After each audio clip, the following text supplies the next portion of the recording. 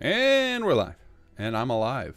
I was getting a little worried there. I had to sneak in a quick pre-stream nap because I was worried I was coming down with something. My whole family has been on and off sick with colds over the past like 3 or 4 weeks, and somehow I dodged it. And I catch every little bug that comes through this house generally. So this is a damn miracle that I haven't gotten sick. But I was worried. I felt it coming, so I popped a couple of Tylenol, took a nap.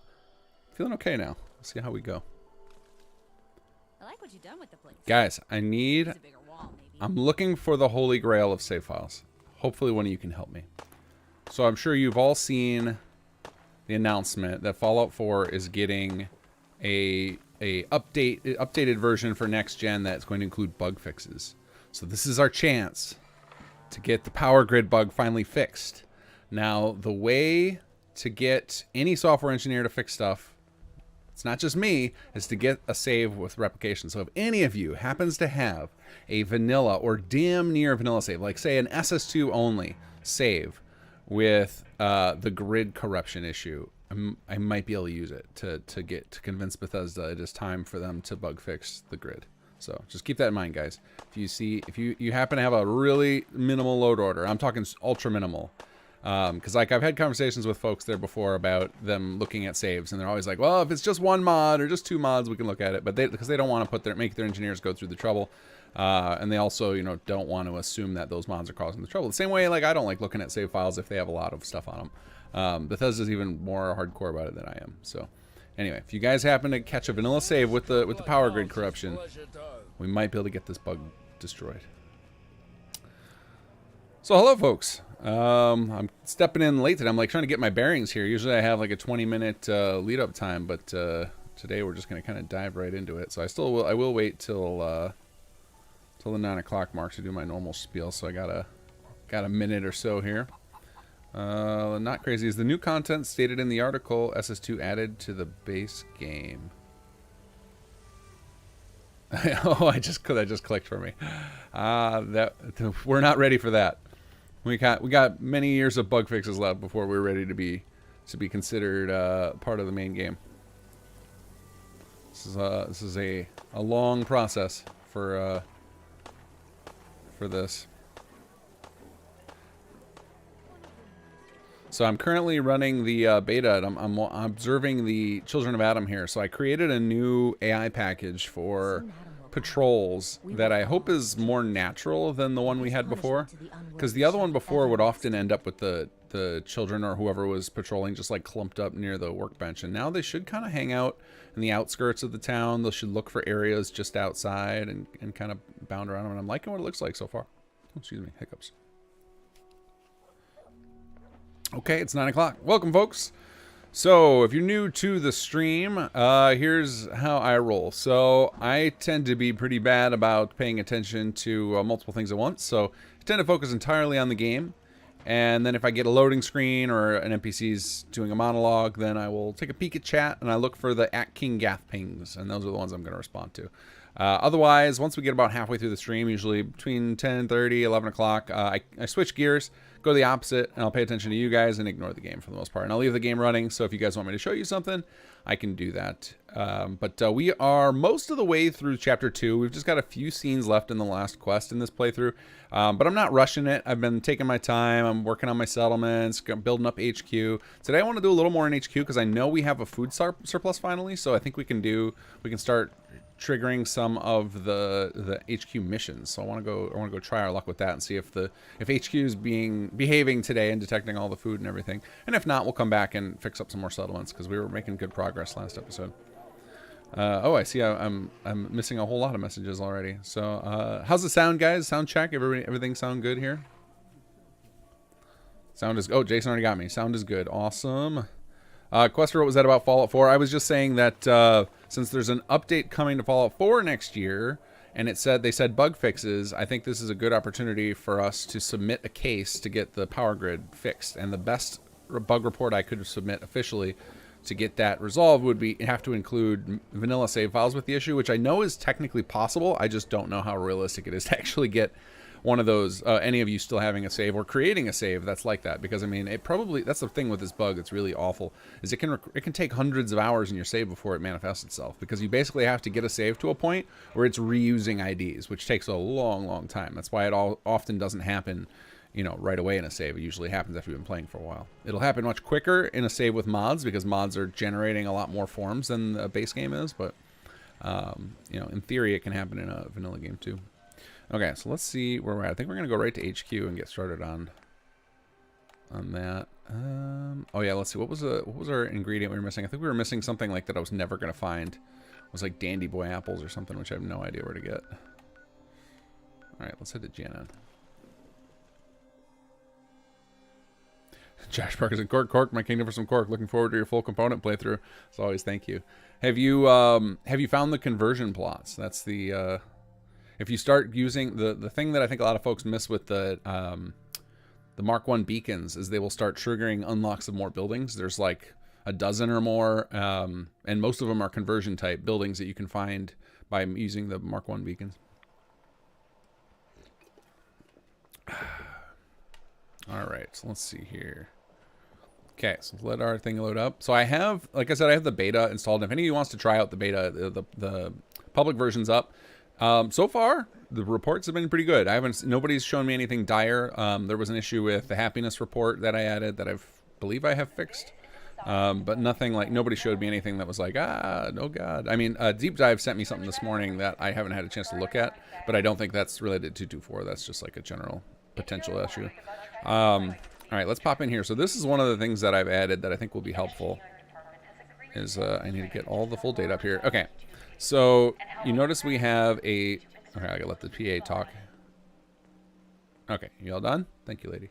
The sixth column there. So this new sixth column has the logistics icon, or the supply agreements icon, whatever you want to call it. And it has 3 entries in there. It's got food, water, and power. And I could technically put the other 2 in a sense, but they make less sense for that. And those numbers are already on the right-hand side anyway. Now, I was going to put those numbers on the right instead of a new column, but because I've already made a bunch of edits to that right-hand panel for Chapter 3, and the data is just not exposed to you guys, I don't want to have to redesign it all right now. So it might be that come 3.0, I move this new column over to the supply agreements tab, which is where I think it kind of belongs. But I made it work with this, and I think this might help people understand this panel on the left a little more, because I know this is one of the systems that I think is the stickiest part of HQ. It's one of the parts that gets people the most confused. And I'm hoping these new HUD additions will at least make the data available. Maybe it doesn't make it clear, but at least makes the data all available so you have a chance to wrap your head around it. So when HQ is determining how much of a resource you can spend, it looks at 3 things. The first thing is, so first of all, there's you kind of got to think of it like 2 sets of columns, and maybe I should separate them in some way, but so there's so after the meters, so you've got supply usage, the word right there. I wish I had a laser. Wait, maybe if I go to console, I can use my mouse. Yeah, here we go. Okay, this should work, guys. All right, so we've got supply usage over here. Oh, this is perfect. Why didn't I do this before when I'm explaining it? So supply usage and your meter. The meter is like the simplified view of it, and it's just so you can quickly get a glance of where you're at. But then when you want to see the numbers behind the scene and you hit the extra info hotkey, you get the rest of the info. So this first column is recurring costs. So this is hence the little arrows in a circle. So these are constant kind of maintenance costs as part of your rooms or supply agreements or whatever they are. There's some sort of recurring cost that is going to perpetually be using this many resources. So for food and water, that's going to be the number of our staff. I assume the 41st person is probably Mala, so she doesn't use any, so we need 40 for our staff. Makes sense, right? The 60 power are our various rooms that we've used. I actually think that number's wrong, because I'm pretty sure the antenna upgrade is supposed to use a bunch, and we built that. So either the antenna upgrade isn't set up correctly, or I've got a little quirk to work out. So I'm going to write that down immediately on my weekly bug list of things to look at post stream. So let's put that down. So antenna, and also the comm array should be using some power. Antenna and comm array not using power. I'll put that on my bug list. Okay, back to my little presentation here. So the next column is your project usage, temporary usage, as it were. So that's the little timer. So this column would be some of these resources you're using for projects that are going to expire at some point. So, you know, things like the training courses or the missions or whatever, will use this. Then this is the two of them combined, and this plus this. So this is just your total of the numbers that represent this. Now, whenever you have a meter, it's basically representing like a percentage, right? It's something out of something else. So it would be like, you know, it's, if you think about, let's see, our food, for example, it's 40 out of what? It's how many, you know, we're using 40, but what was our total? What was the total out of? And that's how, and it figures it. So it's like 40 divided by 43 gives us a percentage to make a meter. That's how meters work. I'm sure most of you guys know that, but just in case, just trying to get the basics out of the way, because this is really like stupid basic math, but because the numbers were obscured from you guys before, it didn't make any sense for a lot of you. So then to get the number that's the max for the meter, it's whatever one of these is highlighted. So you can see in this column here, it's HQ max. So the thing that's limiting HQ the most is our facility, our treasury can only handle 1,000 caps per day. For scrap, it's our workers. So it's our logistics department. They can only support up to 4,600 scrap per day. If we go down to food, it's our surplus. So the limiting factor is our settlement surplus. There's only 43 available from our settlements, so it doesn't matter that HQ can support more. We only have 43 available. Water, same. We have 0 surplus available. And then we get back to power, and our limiting factor is our power engineering. And you can see next to the worker one, it shows a little, in between the worker and HQ, there's a faded out little icon. You can't see great because of my console, but if I hide the console, showing you which department is responsible for that. So you would know which worker, which staff to increase to make those numbers go up. So I hope that explains better that system, so you guys can understand what you're looking at when you see those numbers. But this new column and this highlighting of the number that represents the second number in the bar is new in 2.224, which is coming out on Friday. Hey, we got some super chats. Jason Lockrantz, thank you so much. I'm very excited for a Fallout 4 update from Bethesda. Less excited about a bunch of mods breaking until they get updated. Thanks for the stream. Yeah, I agree. It's going to be a bummer. We're hopeful that we don't end up in any trouble with Workshop Framework. Now, Workshop Framework doesn't depend on F4SE, but some of its features do. And C. Dante is the one who made the DLL for us, and he's recently been poking around with some F4SE stuff, so hopefully he'll still kind of be in the saddle by the time the updates roll around, so that he can get us an update ASAP. Tony 2013 FL, thank you for the donation. Hi, keep up the good work. And when are we going to get a glimpse at Chapter 3? Yeah, we actually we were just talking about the teaser trailer yesterday. Pontus, who has been filming our trailers lately, is getting back in the saddle. He's coming out of retirement to make Chapter 3 trailers for us. So he's actually going to make, he said he would make all 3. If he just makes 2 for us, I'll be ecstatic. Usually he has been, in the past, he's just made our like announcement trailer, and not the teaser trailer. Or I guess it's not the announcement trailer. It would be like our story trailer is what he did. He did the one with where we first introduced Jake, and then he did the one with where you see Wes and there's the vertibird and all that stuff. Like our 2 really great trailers, the ones that look super pro, those are because we actually had a professional from the industry do them. And he is back, and he's working on our teaser trailer right now, which is pretty awesome. So you'll see a little glimpse of Chapter 3 soon. As far as more details, yeah, I don't know when those are coming. It'll basically be when we have the teaser and trailers out, and then when we have a date picked, then I'll basically end up putting out a website with all the details of like what you can expect and everything. Okay, let's get to it. So we were going to check out our missions. So let's try engineering. I think they're the one we can do. So we're going to go to Tinker. So this needs water and food, and it's not detecting our food, but that could be I just need to exit out and come back in. So let's try that. So it might be we need to go work on our water. But I'm going to check all of them and see if there's... I think they're all water and food now that I think about it. Okay, good. It's detecting our food. You can see we've got 57 food there, so that's awesome. Routine wire inspections. Okay, we're not worried about fires right now. Somehow I haven't gotten any fires. I think I have enough engineering. It hasn't been a problem. The thing I keep getting is runaways, deserters, because my admin staff is no good. Okay, what else can we work on? What can we... Let's see if we've unlocked anything else. I think it's water, because I think we need water for disease research, too. So we might be going around and trying to get a little bit of buffer on our water. Like, we don't need a ton to get moving. We just need to get up to, like, we have 60 or 70 surplus, and we'll be able to start doing stuff. So let's see here. Yeah, science energy is short. So we need people, too. Hey, we can get the cure for mole rat disease. Food 40. Science energy. Beautiful. Let's get that going. Ah, that's it. So cures are food and vaccines are water. Okay.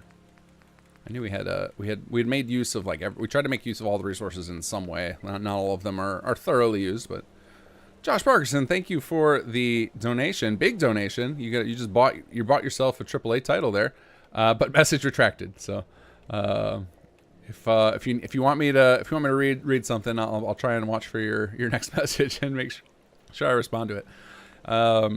Okay, cool. So we're gonna get the mole rat disease finally taken care of. That's great. So what do you guys think about this? This is something we debated in development, and we just didn't put it in because we were.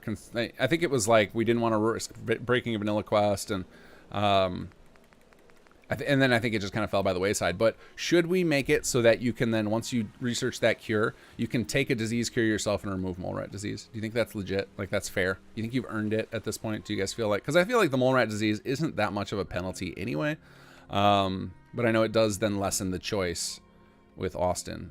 So what do you guys think? I think we should, once you research the mole rat cure, you should just be able to take a disease cure yourself. Because I actually have the code in place to allow the diseases to affect the player. And I thought that could be an interesting addition to survival mode in the future, but I didn't. It's just like I'm afraid to mess with survival mode too much because it's really locked down tight. It's a lot of hard coded stuff. Yes for me, yes please, yes. Everybody likes that idea. Okay, maybe when I do a more thorough investigation of the disease stuff, I'll put that on the docket too. I did put in a couple of disease system changes in this patch, which I think you guys are gonna like. Okay, I'm getting... See, this is why I have to focus on one or the other. If I focus on talking with you guys instead of the game, I do nothing. I just fly around and do nothing. Okay, let's see here. I guess we'll get some cleanup projects going. Yeah, we can clean up the hallways. Why not?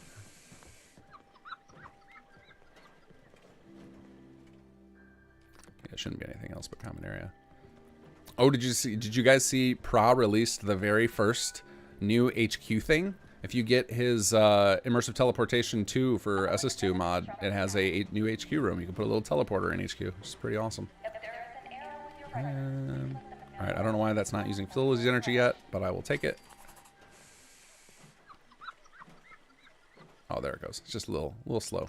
Alright, a bar or a lounge. I think we did a bar upstairs, so let's do lounge this time. And what else do we got in here? Let's clean up the middle floor.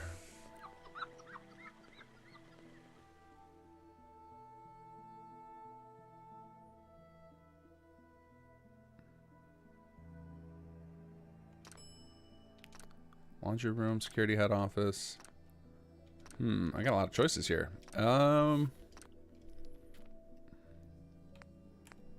Did I build an office yet for... Let's build laundry room. I got to see, did I build an office yet for Aiden?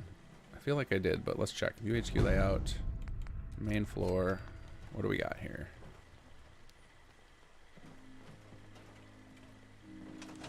Let that generate. Takes a minute to generate that, unfortunately. It's one of those things where if I had access to engine level stuff, we could make this all instantaneous, but we don't. Okay, we got some bathrooms, cafeteria. I'm looking for, so we got the meeting room. Facilities head office. All right, so it's in alphabetical. So let's go to security. Security checkpoint. No, we don't have an office for Aiden yet, so we could build that.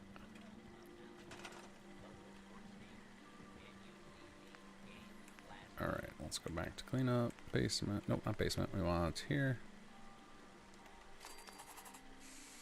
What options do we have for this guy?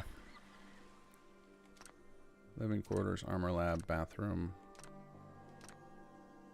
Let's do... Actually, I don't remember if I put bathrooms in there or not, but let's do another... I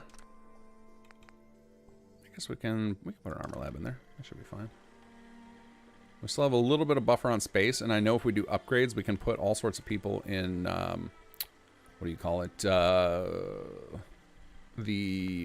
can't remember what the level's called. The area's called, like the main room area. So if we go to engineering, upgrades, there should be living quarters. Yeah, we've got all these cubicles we can build out, which... I guess we might as well do. We got quite a load of building materials here. Yeah, let's start building all these up. Let's jack up our max worker. We're not ready to recruit a bunch of people, new people yet. Apparently talking is not going to be my jam today. Alright, what's this one? Oh, the fire escape. Forgot about you.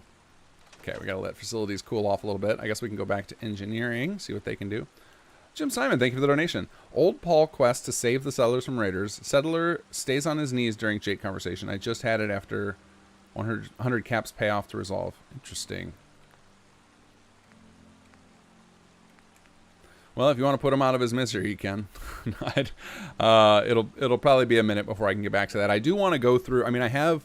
So after I get the reports done, which are probably going to take the next 2 patches, because the reports turned out are really complicated to do. Then I think the next thing, based on the poll you guys did, is I want to start reevaluating the Chapter 1 content. Not to redo it, but to smooth it out a little bit, work out some of the bugs, to spread out the tutorial a little bit, talk to the team and see if it's feasible for us to get some alternate lines for some characters to pull off a tutorial skip, stuff like that. So we're going to investigate Chapter 1 stuff after we finish all the report patches. All right, yeah, I guess we can do this. And yeah, why not water treatment? Get engineers busy. Let's go back to facilities. All right, what do we got available in the utility room? It's so nice having all these building materials built up after all that time spent romping around our settlements. Okay, supply closet. Yeah, that's our option. That's what we're going with then. Okay. Let's head over to... Oh, I bet we're using up all of our logistics right now. That's why I don't have any more to build, so... Give it a buffer here. Let's go to admin. Let's start another class. So one of the other things I did in this patch is I mentioned this, I was going to do it. I finally pulled the trigger for this next patch, is made it so that these training courses can't bypass the timer, because that's super OP. So who do we need more energy for? We're not using much of security. Logistics could use some more energy. Let's get them.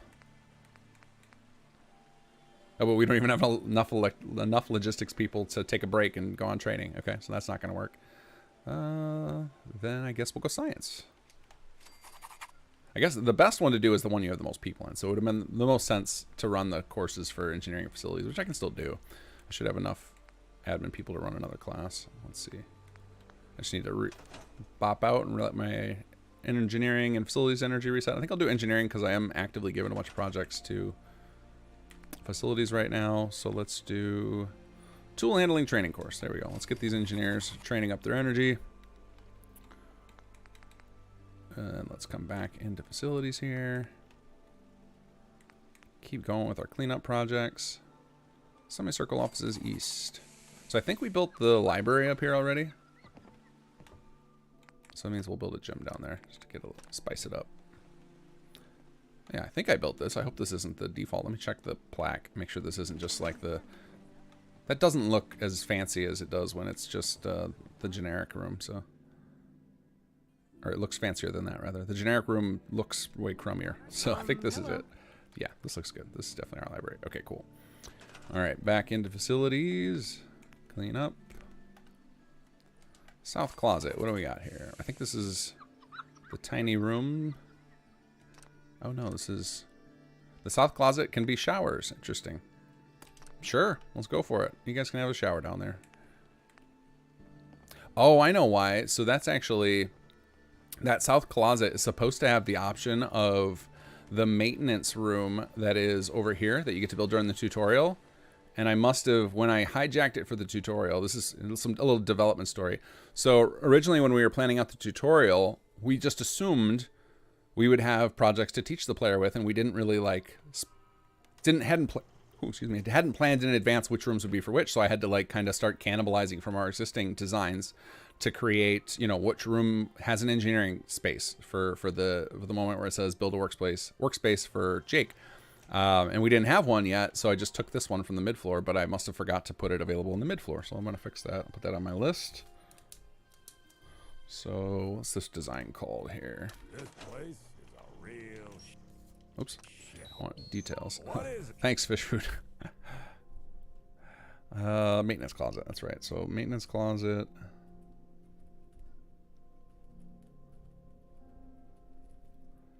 Not available as config after tutorial.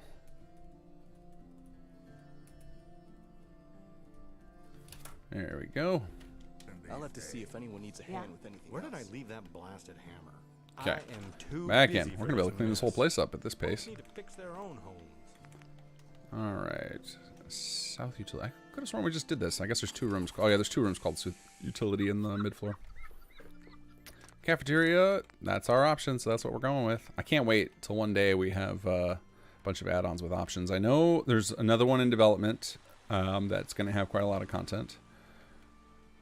I don't know who else is secretly working on one, because I'm always shocked when new building plan add-on packs come out, because very rarely do people let me know that they're working on one. It's just all of a sudden it gets released, and then I find out about it when you guys do.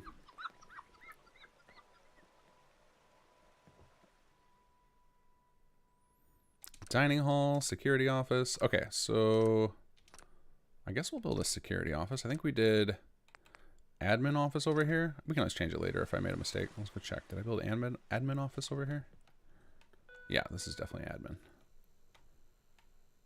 Okay, so we'll have a security office on the middle floor. Attention, medic required. So what I'm actually hoping to trigger here by the cleaning is I made a change. This is something that I know, like the, fish food calling our place a shithole.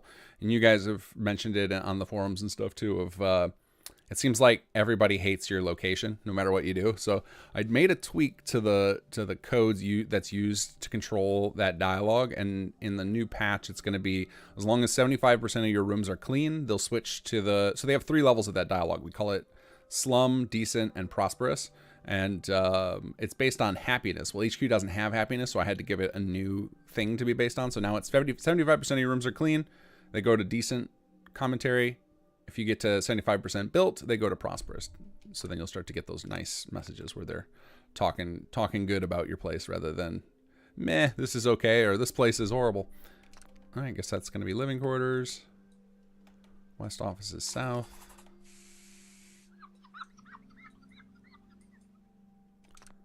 Lots of living quarters. Okay. Well, we're going to be loaded up then. All right. The catwalks, I don't think have a room associated with them. It's just clean up the garbage. Main room. I think most of the basement just have one option, so that's fine. Yep, central plant room. Northeast pod. I'm pretty sure this one is power armor lab, which I have used very little power armor, but that's okay. We're going to get the whole collection going. I did a bunch of tweaks since the beta that you guys have. I clearly can't talk tonight. Maybe I am getting sick, but I'm not getting a cold. I'm getting something else.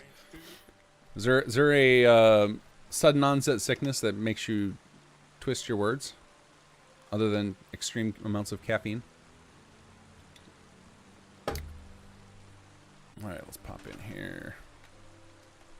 Okay, so this one I think is a typical room shape. Usually we put the armor lab here, but I could use it for other things. We'll give them an extra bathroom in the basement. Those poor guys only have one little tiny stall to share usually.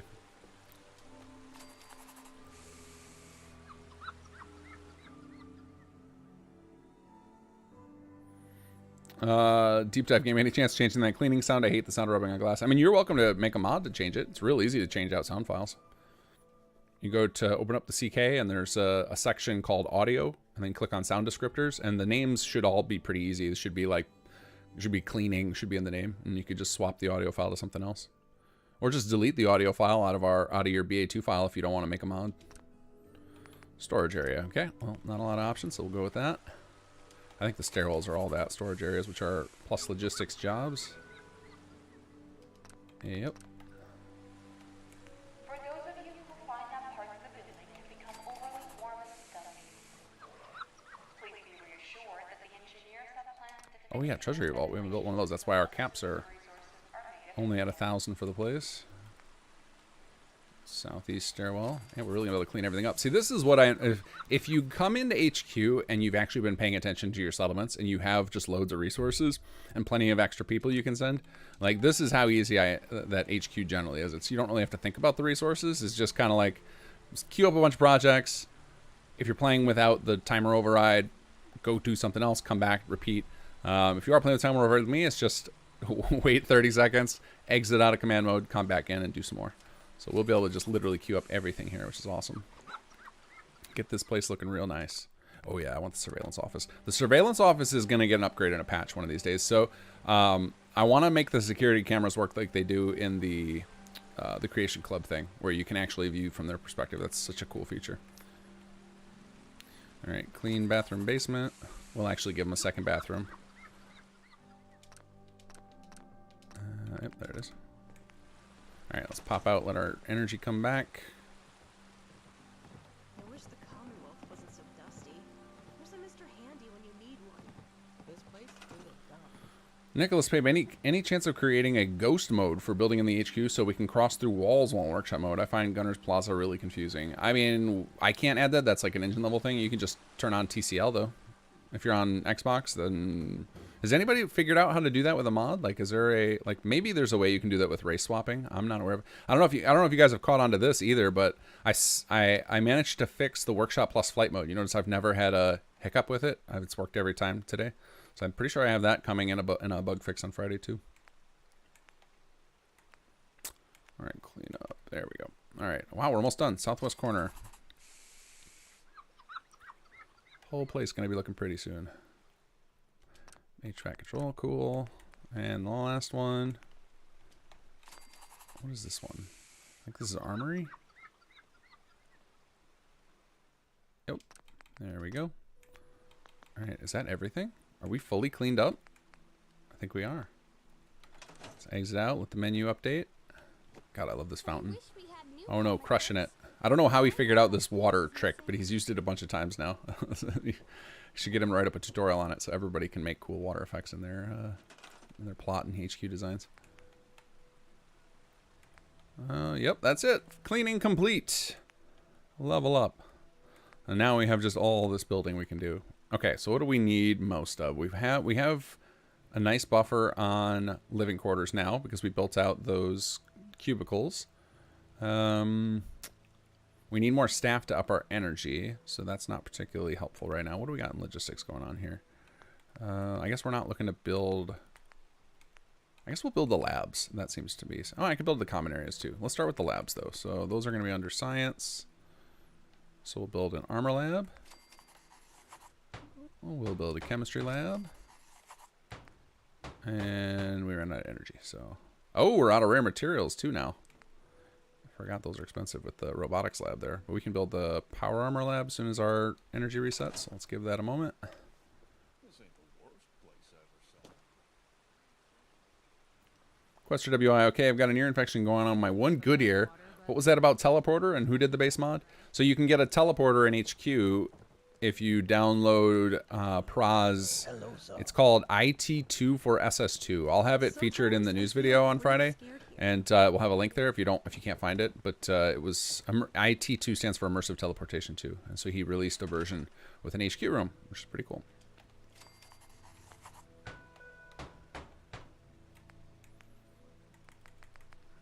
Oh yeah, I guess I could build the outside stuff too. Still short. Scrap logistics are our slow point so far. Bigger. And smell better. You thought HQ would smell better? Hey. You have no idea what it's been like scrounging around for 2 centuries with this ugly mug. All right. It's nice to see. So sometimes the AI in here works great. Other times it feels a lot like the AI in settlements where you're just like people just like randomly hanging on roofs and stuff. So it's nice to see folks actually milling about different rooms and stuff. Okay. Oh, you know what else I fixed? That was driving me nuts every time we came in here. Is that little, that clippy, the little like flickery bit that was right there.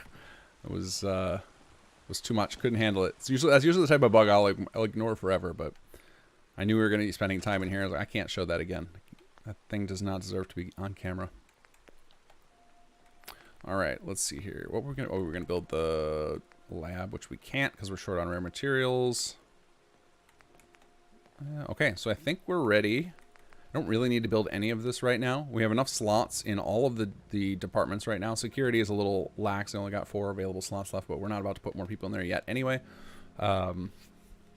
So I think we are ready to go get our water situation fixed. So let's head back out. Oh yeah, we can just fast travel out of here. All right, let's look at our little map here. Jamaica Plain. Did we finally get a set? Yeah, we've got settlers at Spectacle. But not enough to do anything with. Nordhagen, still only 5. What's going on there? I might go check their report and see what's going on. County Crossing.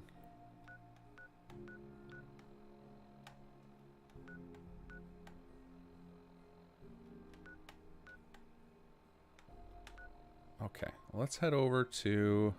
I want to see what my recruitment chances over at Spectacle. Make sure that they have a chance in hell of getting some more folks, because obviously they got plenty of room.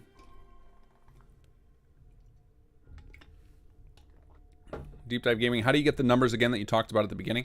There's a hotkey in your MCM. If you're not on... I know you're on PC, but I'll show folks for Xbox too. So on PC, the best way to do it is MCM. You're going to go to the HUD. I'm sorry. You're going to go to hotkeys. And you're going to go toggle the... Which one is it? This one. Toggle all extra HUD data available while I'm in HQ. So set a hotkey for that. Cycle through that a couple of times and you should get all the data to appear. For people not on... or people on Xbox or who don't have F4SE, you're going to go to HQ Extra Details View Toggle, which is one of the tools available in the... City Manager tools, which can be crafted at the City Planner's desk. All right, let's find our City Planner's desk here, which I'm pretty sure is over by the workbench. So let's fly over there and see.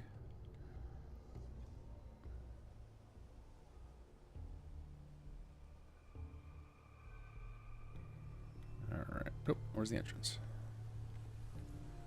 There we go. Hey, what do you got for me here? Something's glowing. Some fishing rods. I don't know why. What do I need gears for? Oh, well, we'll take them. Okay. Nope. No. Did I miss the desk? Am I blind? Okay. Well, we'll use our tracking tools since we're talking about this. So we're just going to go to ASAM tracking and look for desks. Back that way. Okay. Oh, probably in that big house. Got it. And up we go.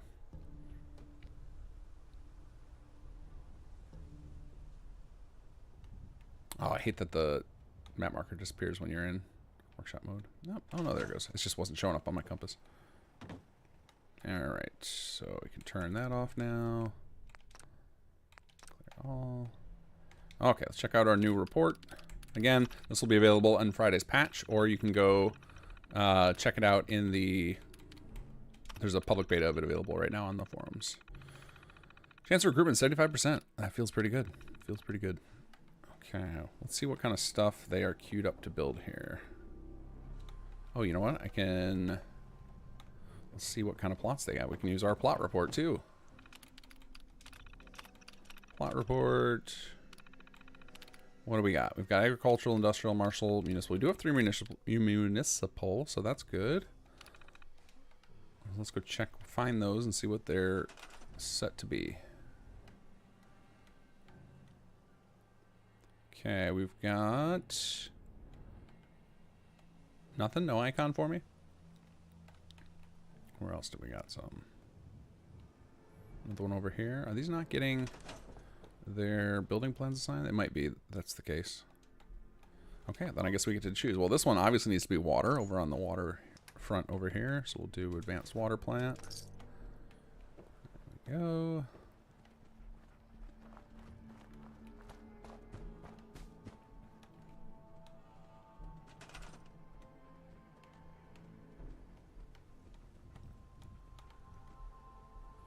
Oh, I remember that was the other solution. We need to make sure we got a caravan. Let's get that set up. We're going to need to mix... Or did I already do that last episode? I know we were... I sent some people here, and I don't remember if we came back and messed with them or not. Let's see. What are you guys doing? Not enough resources. That's fine. It'll fix itself later. Okay, this one's going to be caravan services, so let's get one of our 2 people working it.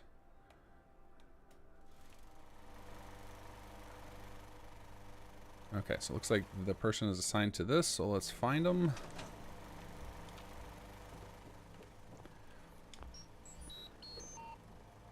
So I put an idea down on paper the other day, and can you guys tell me if you know if maybe there's a mod that already does this, and I shouldn't bother. But I kind of want to add a reverse assignment system to where you can activate an object you find and bring up a menu of all the settlers like there is in HQ and assign somebody that way.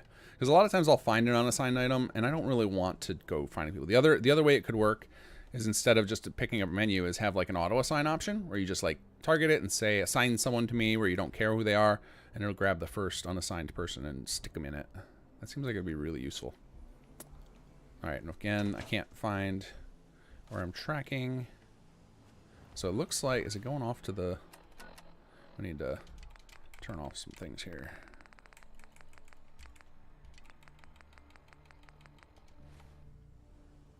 Yeah, where is this person? Oh, they're on their way. They're flying in from the ocean. I think this was it Gremlin we sent here? And then I regretted it because she had been kind of keeping the what do you call it? Keeping our sanitation system in check that whole time, and I didn't realize how powerful the sanitation was. Oh, man, I guess we can take advantage of all these Rad-X we've got. Let's see if we got somebody under the ocean we can rescue here.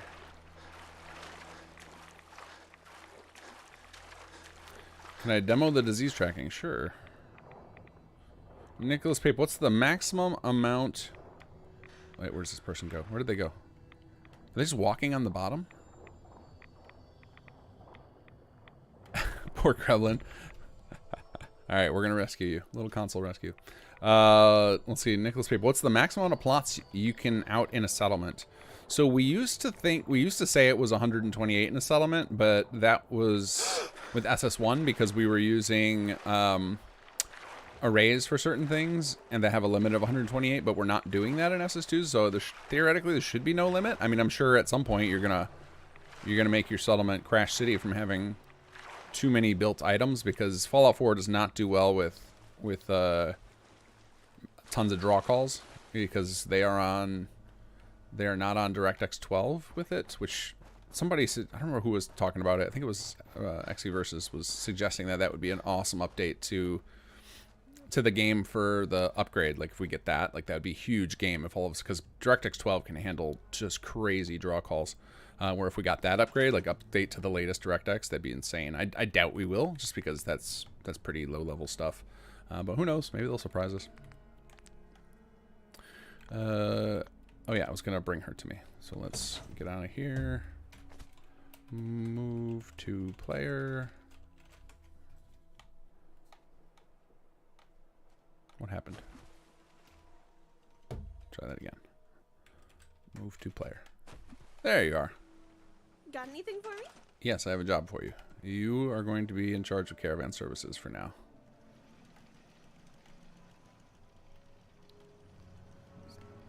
Hopefully I have enough just random stuff in my inventory to pay for this. Or they probably will on the workbench, though. There was quite a lot of random junk. Because the caravan service is pretty darn cheap. And then this place could start moving.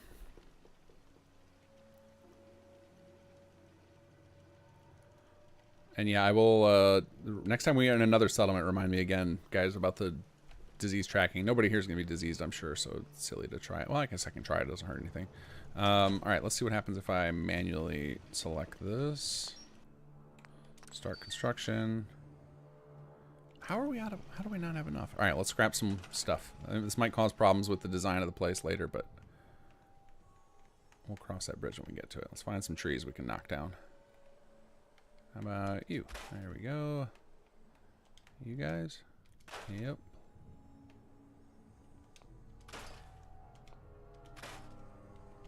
Alright, 30 a pop. That'll do it. Actually, I think I did one too many.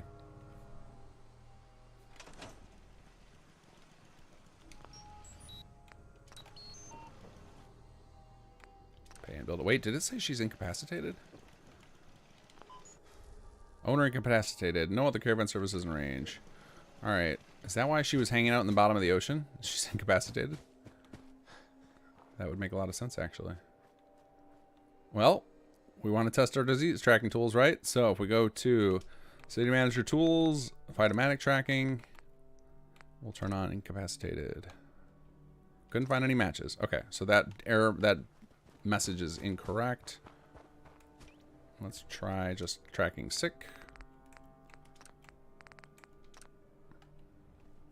Couldn't find any matches. Okay, so yeah, that the incapacitated error is coming up incorrectly for some reason. But let's find where she wandered off to this time. Oh, or do we just not have an owner right now? Is that a... Did she not actually get assigned?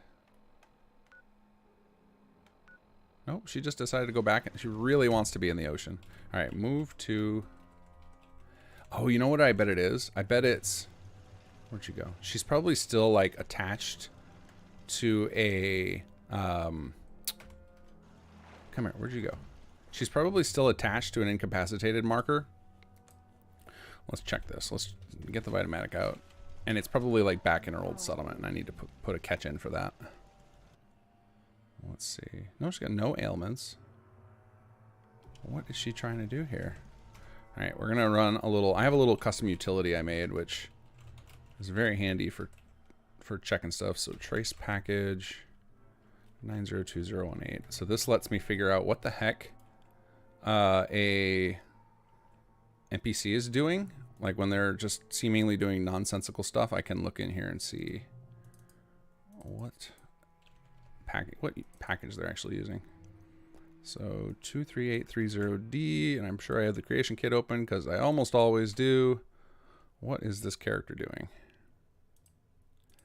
Yep, sandbox at work assigned. Okay, that's correct. So she really just wants to work in the ocean. She wishes she had a different job. And that's fair. I think many of us do.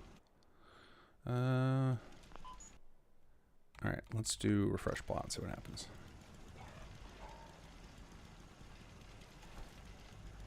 Come on, you can do it, plot. You can get out of this funk. I believe in you.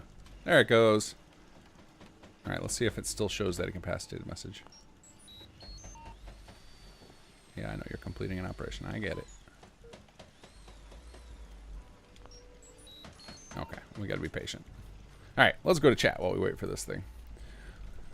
Don't know of any such mod. Most don't do any such AI packages. Okay. Can we have that feature on the town meeting gavel too? I use that a lot. Oh, to summon all sick for you? Yeah, I could add that. I didn't even think of that. I use the town meeting gavel not that frequently, so it didn't even come to mind. It's probably not going to make it in this patch, but in the future. Put it on the list. Town meeting. Summon sick. / incapacitated.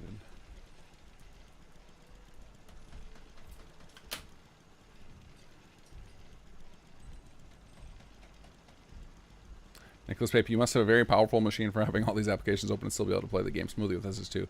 It's a decent machine. But it's the biggest thing that the biggest two things I invest in are really I always everything is on an SSD hard drive. That helps a lot, and then plenty of memory. But like my processor is pretty. It's not amazing. Like I bought it many years ago and haven't upgraded.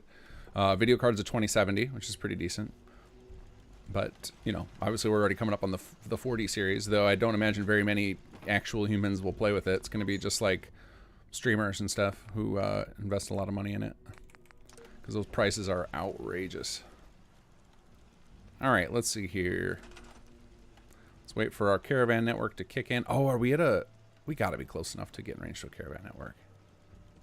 There it goes. It's like, there's no way we're too far from caravan. Yes, all right. Now this place should be uncapped. Should be able to start building like crazy.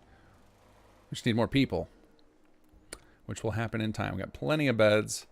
No food yet, but that'll kick in in a few minutes because it'll get it from the caravan network.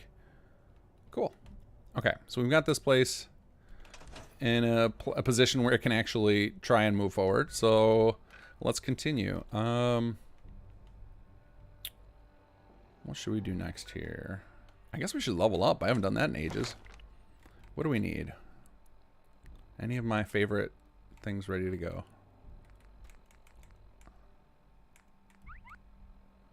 Bloody Mess is always an option. Scrounger. Don't care about that one. Yeah, I'm not going to go down that path.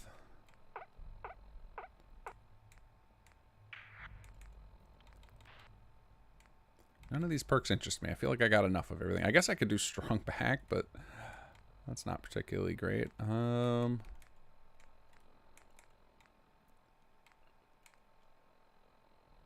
don't mind getting addicted. It's a payment worth paying for Jet. Can breathe underwater. I guess I could do that just for utility.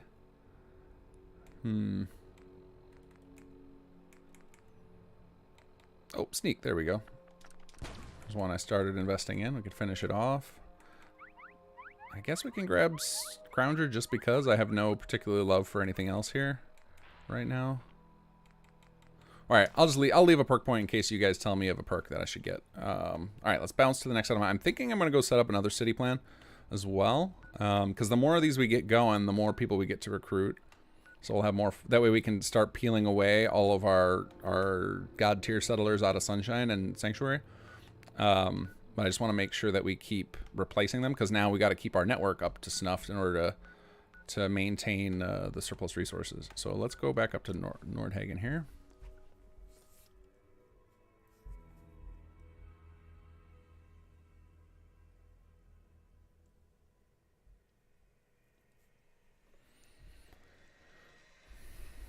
Do caravan plots share caps across the settlement network so operating costs can be paid? Yes, they do. Hi, All right. mister. Hello, sir. What's going on here? Why aren't you guys recruiting more people? I feel like 5 is how many you started with. Let's check our reports.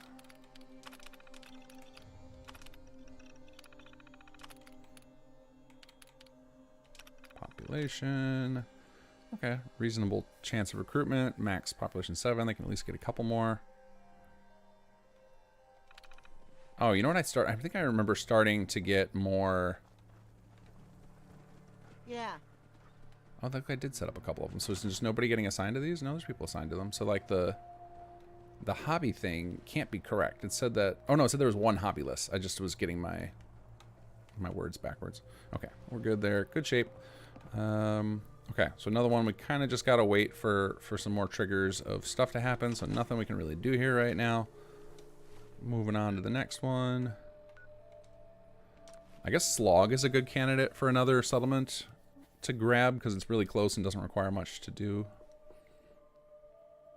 So Hawaii, are you going to talk more in depth about the 4.4 update later? I mean, we can. I don't know enough, so there's not like much to talk about yet. My anticipation is my biggest hope for it is that we get the power grid bug fixed. Like that would be heaven. Like my second biggest hope would be that Xbox players get a mod space expansion, but it's been explained to me by people like Bethesda why that's effectively impossible. So I'm not holding my breath, but a lot of us have made our case, pled our case to Bethesda why that's so important and what a big deal that would be. So hopefully they'll continue to discuss it because obviously they're now in bed with the right partner to get that done, right? Like they're owned by Microsoft. So the problem is that there's no financial incentive for it. So if it requires a bunch of engineering energy, they currently don't have any reason to do so. Like that update they're talking about, presumably it's going to be free.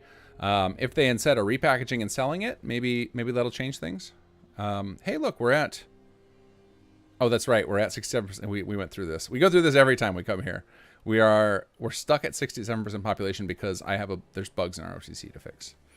Maybe next patch I'll get to those. The problem I have with it, and I don't know how to approach it, would be I kind of need to go through each of the ROT city plans and analyze how many actual beds they have and then go update the records. And so like it's not an easy task. I should theoretically be able to write a script for it to just look at and monitor each item that's in there. The problem is that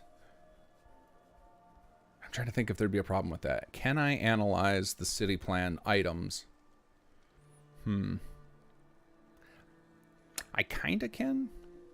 I can definitely pluck out residential plots from it. I'm trying to think if there's a way I can fix ROTC without having to go load up a save and build every level of all 35 settlements. If I have to do that, I might need to crowdsource it. Maybe we'll have like a, maybe we could do a stream with that. Just be a rally around help King Cath fix ROTC. And just everybody can grab a settlement from a spreadsheet and we can all just go build them real quick. And probably, you know, with this many folks, we could knock it out in an hour. Because I basically just need to know how many settlers each level supports, and then I can plug that into the mod and fix it. Like the patch would be no big deal. That's one of the things I can patch into the city plans easily. All right, so County Crossing we know is a non-starter until then. So I guess we'll go up to Taffington, and then I think we're gonna go to Slog. I think we're gonna go set up a city plan in Slog. Josh Parkerson, thank you for craftable disease cures. Have you seen videos about Fallout 4 TV show? Thoughts? Did they do any preview for the TV show, or was it just that one screenshot of like Vault 33 with the light? Like that looked, I thought that was somebody did like an Unreal render. I didn't realize it was, whoa! Whoa! Oh no!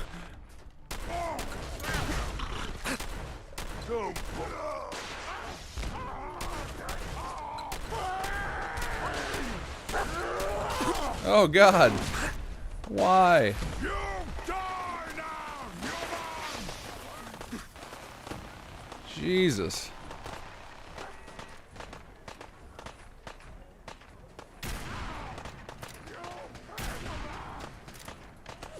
Get him, guys.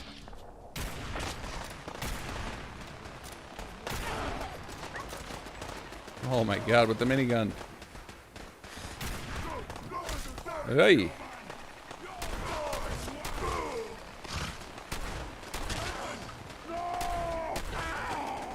Whew.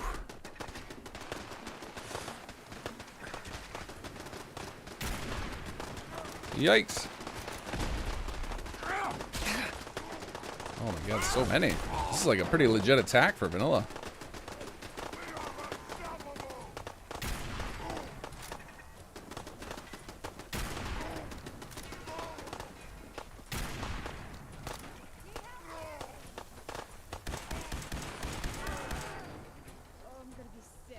Get them all? Holy cow. Did not expect to drop right into that. I pay very little attention to the vanilla attack notices anymore. They're just white noise to me. Well, we get some loot. I'll take that.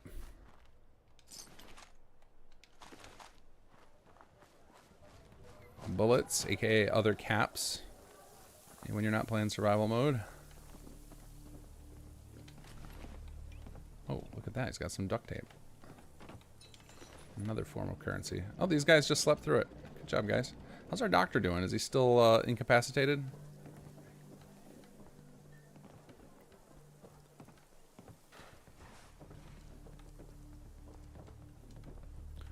All right, can we find our city planner's desk? Thanks for your help fighting them off. No problem, buddy.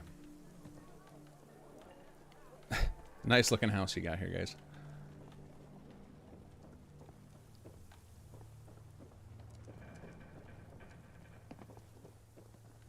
Okay. Apparently I can never remember where the desk is. I'm gonna sit in this little garage over here.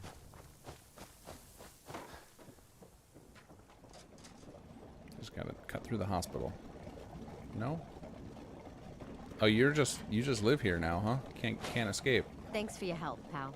You're welcome. You're welcome. Alright, I guess tracking it is. Oh, ASAM tracking is what I want. ASAM. Desks. Close. It's upstairs. Why did I walk past it 3 times?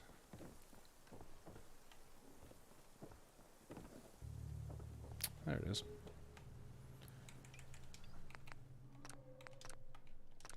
Alright. Check our reports here. Nope, didn't want that one. Needs report. There we go. Population. What's our chance? 55%. Max 18. Okay, cool.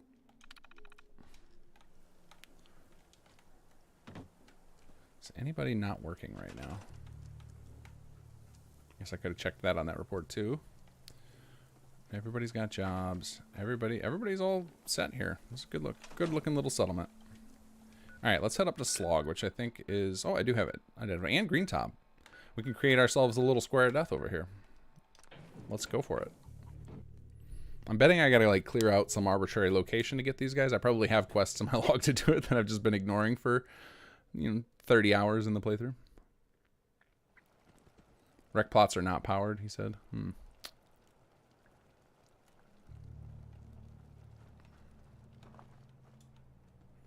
Alright, what is the situation for getting control of this place? Not allied to this settlement. Let's see what I got here.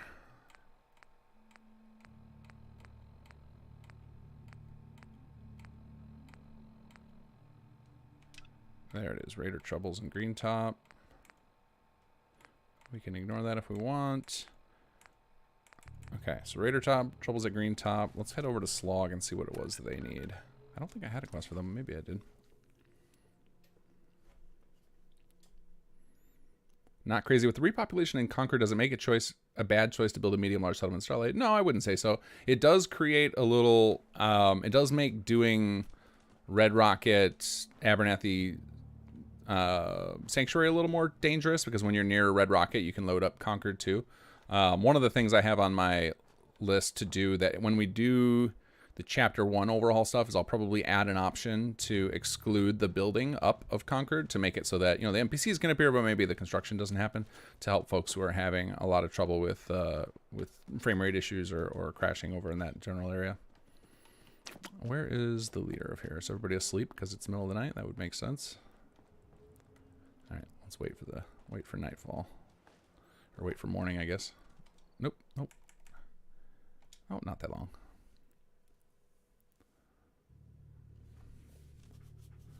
Wouldn't the console mod space update break all games and everyone have to start a new playthrough? Yep, that is kind of one of the reasons I don't think it's going to happen. It would be, it would force everybody to have to, on Xbox, would have to reinstall the game, and their saves would become invalidated. So that is pretty tall order. Not something I think Bethesda is ever likely to do. I think what they'd have to do is create a situation where it was like a new release, not just a patch, and then it would be feasible.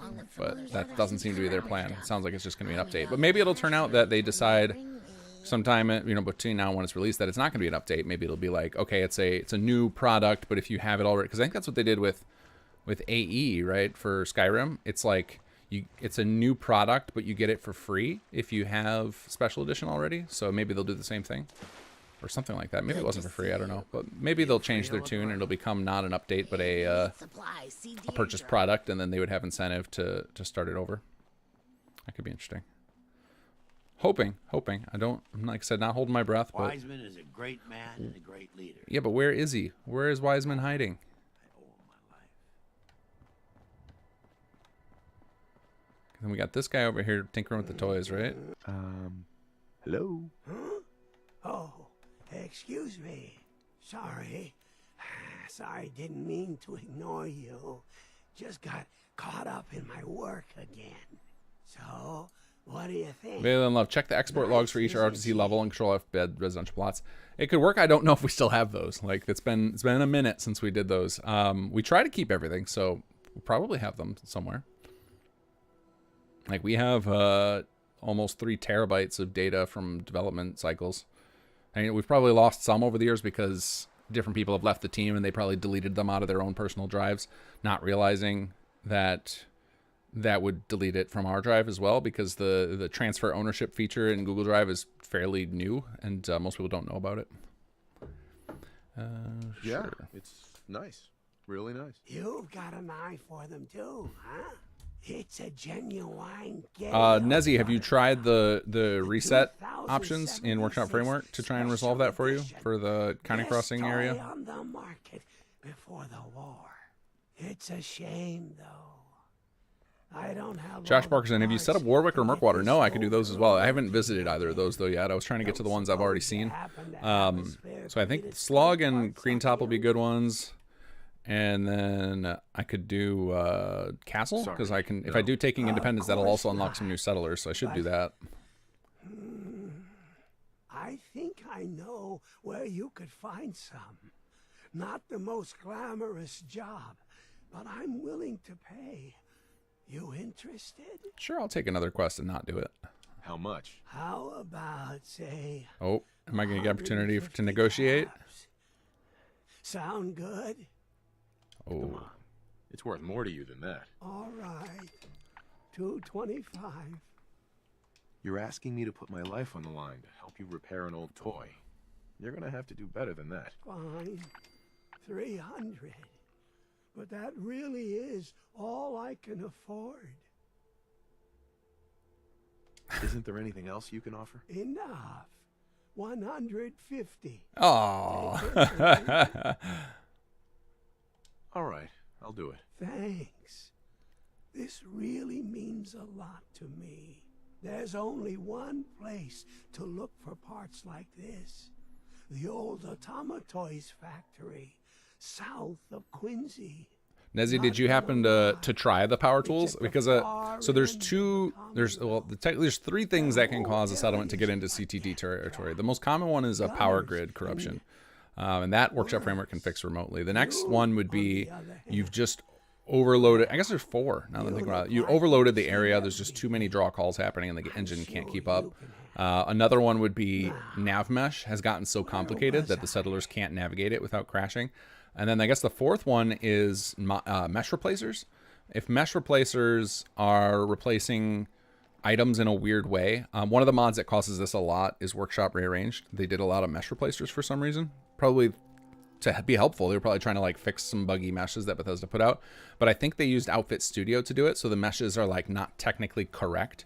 And so when those are in static collections, which we use a lot of for the Rise of the Commonwealth city plans in particular, those can crash the game as well. So those are so if the power grid tool fix didn't work, then it must have been one of the other ones, and that's why the reset in the city plan worked for you.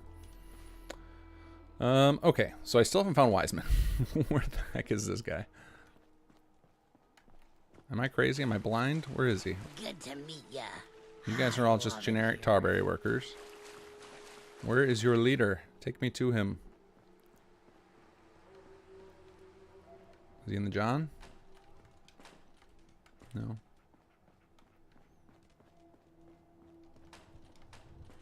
Nothing.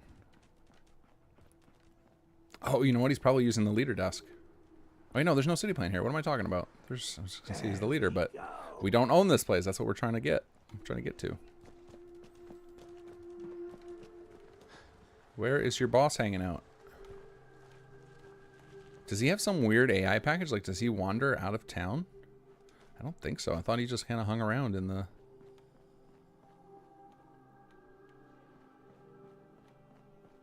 Or I wonder if he got kidnapped.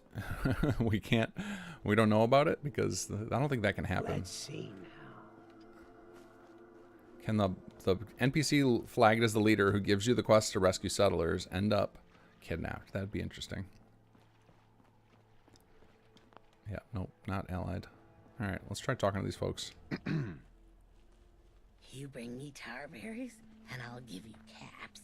If you're really lucky, maybe I'll give you something else. Oh, Jesus. All right.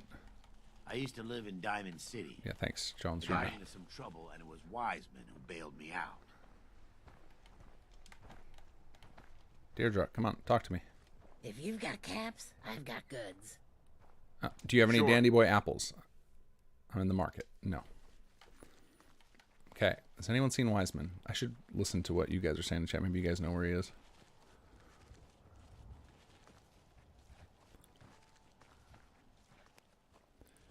Mm-hmm. Nope, nobody has any idea. Sadly, Power Grid didn't work, Nezzy. Oh, that's a bummer. So yeah, it must have been one of the other things. Something with the plots duplicating.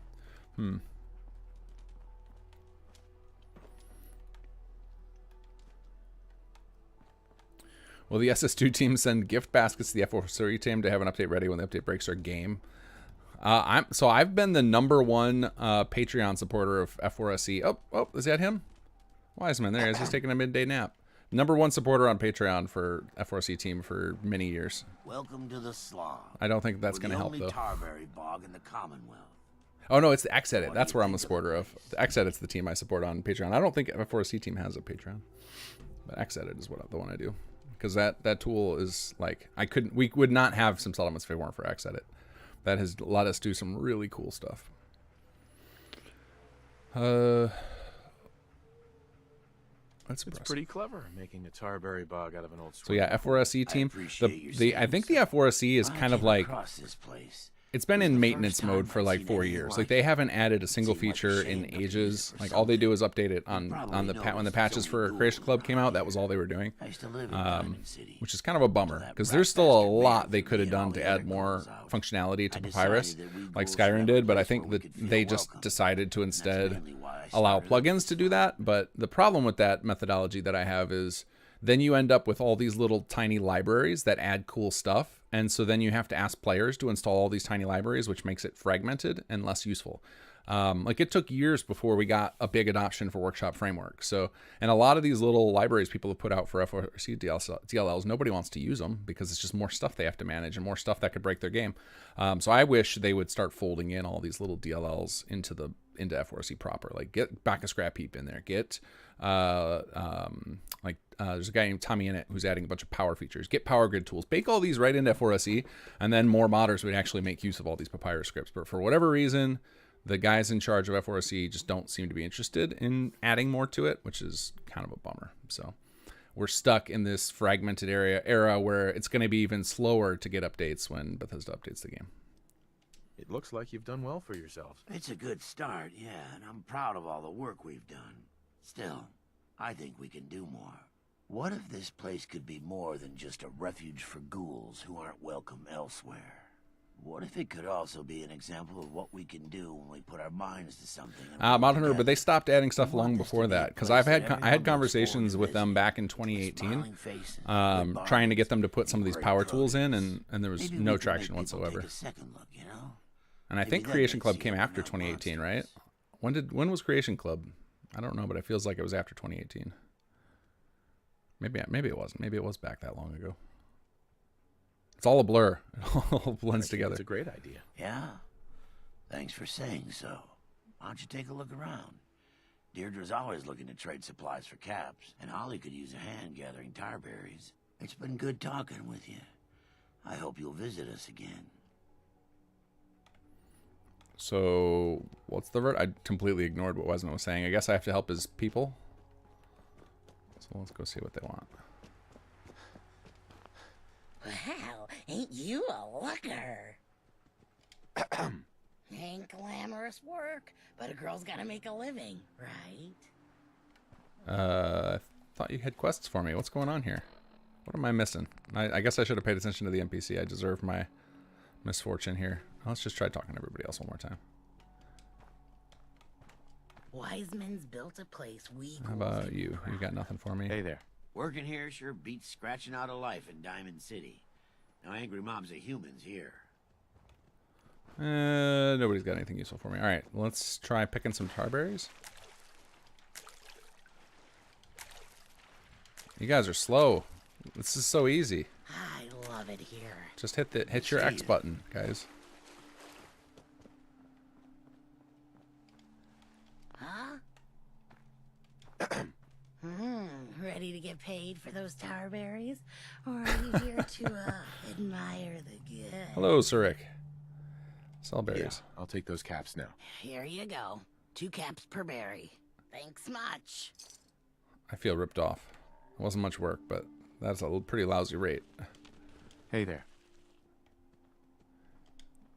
All right, let's talk to Wiseman again. What am I missing? Something's funky here. I know you can get this settlement. Is it Arlen? Do I have to just help Arlen? Whoa, whoa, whoa. You trying to go back to bed, buddy? The slog might not look like much, but will surprise you. Yeah, okay. I don't know what's going on here. I guess we're not long to own the slog. Let's go help the... we will help kill the raiders and Dunwich Boars. Sure, let's go do that. I like that dungeon a lot.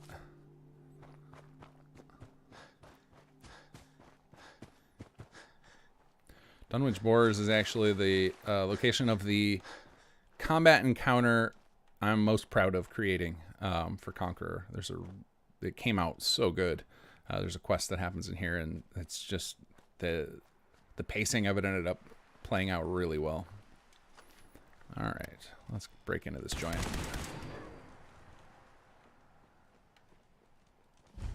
Hello, Mr. Raider. Oh, Mrs. Raider.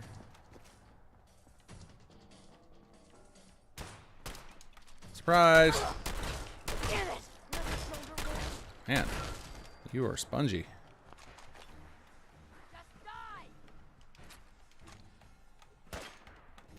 Oh, jet.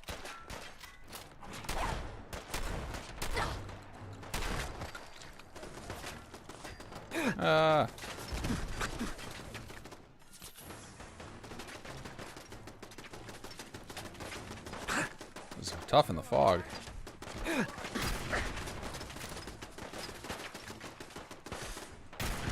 Ah, come on. There we go. There we go.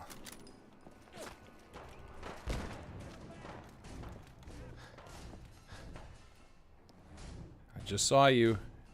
Can't hide in the fog. Oh, there he is up there. Keep your eyes open. I think this asshole's using a stealth boy. Nope. I got better than Stealth Boy. Hey, buddy. Peekaboo.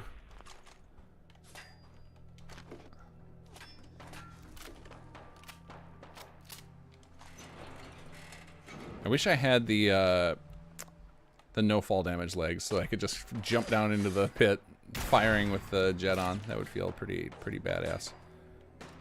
An action hero moment. Well, I'm appreciating these one-shot kills after that opening bullet sponge we ran into. Oof. Aw, you just nuked my loot away. You jerk. Oh, we got another bullet sponge on our hands.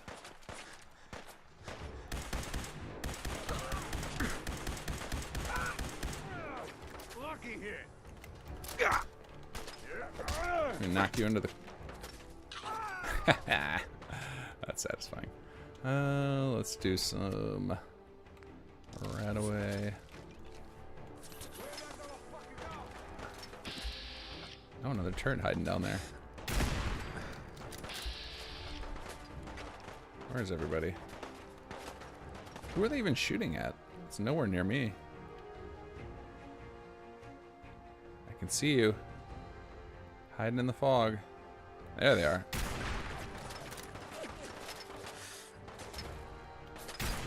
This has got to be miserable to watch for you guys. I'm going to just do the Force Weather command. It's going to help me and you. Force Weather 2B, 52A. There we go. Now we can enjoy this gunfight.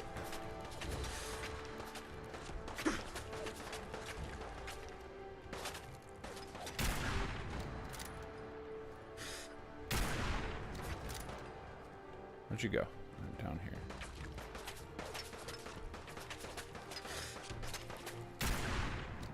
Come on, 3 to the dome. Oh, that was a terrible shot. I think there's one more. Down there.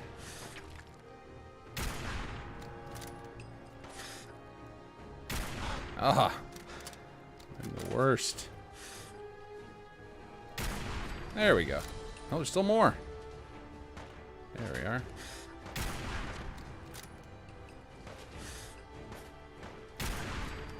That was not good cover, buddy.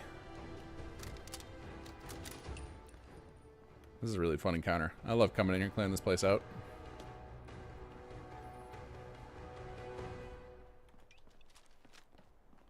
Loot, loot, loot.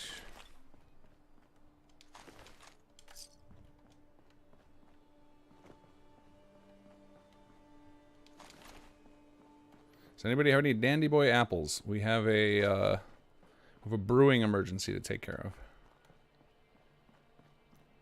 You, sir. Are you a fan of the Dandy Boy apple? Where'd you find dog meat? Where? Did you find apples?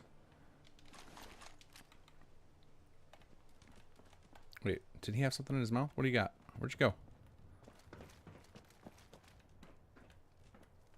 Oh, you found that. Okay. Appreciate it.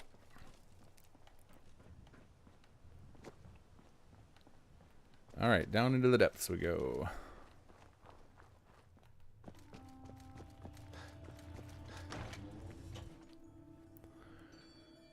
Nick Carter, you need to get the quest from Preston, I think. Oh, that's the only way to help Slog? Okay. Sometimes you have to ask for the Slog to wait for Minutemen to help. So you have a bunch of Minutemen quests queued up, then you can start the Slog quest. Got it. Yeah, I think I do have... Because I at least have Taking Independence, so maybe after I do that, I'll be able to get them. Okay. Arlen gets you the Slog, Charles says. Okay, we'll try that too. Not today, but eventually.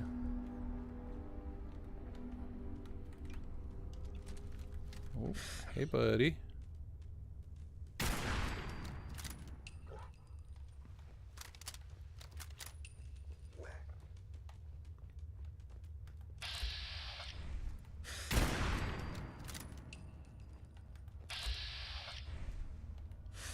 Good morning.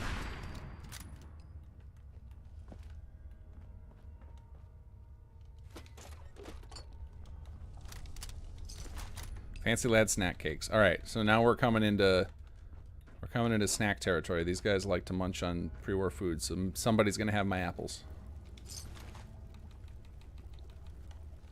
Not you. How about in your tent? You hiding some?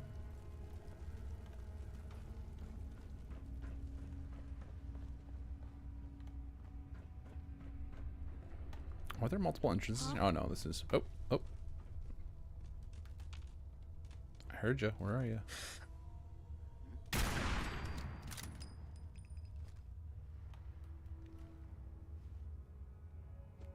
I love seeing the mining helmet flashlights.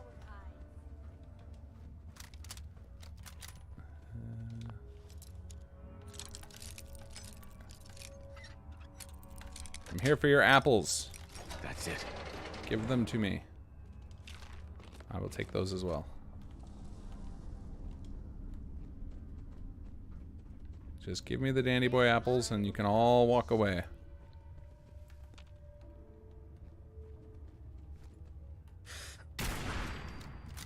Ooh.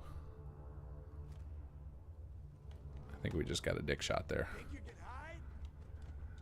Is that, I wonder if that, is that considered a dirty word to YouTube? Is that gonna flag me if their AI detects it? I have no idea what you get flagged for anymore on YouTube. Because I know you guys can't say the word fat in chat. Can you say the word dick? Anybody want to test that?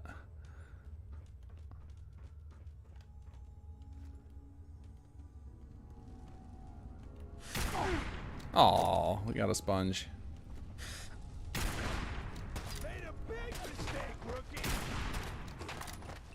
Oh, you must have stim packed there too.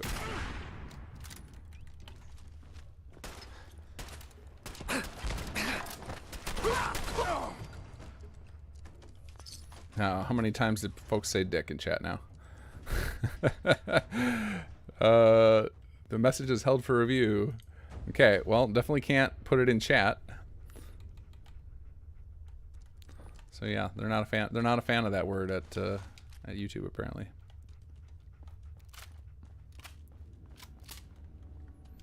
Only scientific words allowed in these parts. So I have to correct my statement to say we got a penis shot there, which to me sounds dirtier. Oh, Danny Boy apples. Do you guys have them hiding in your chem cooler? Got it. Yeah, it doesn't work, guys. I had to approve all those messages. I decided it would be fun for people who come find the stream later to read all of your chat. All of a sudden, all the dick messages showing up. Dogmeat, are you ready to carry some stuff? I apparently am overburdened. I need you to Lydia for me. Oh, we'll just drop this thing. How much does this weigh? 3. That's not enough. No weapons. How about apparel? Do we have anything heavy here? Nope, I guess it's just junk we're holding on to. Sort by weight. What are we holding on that's heavy?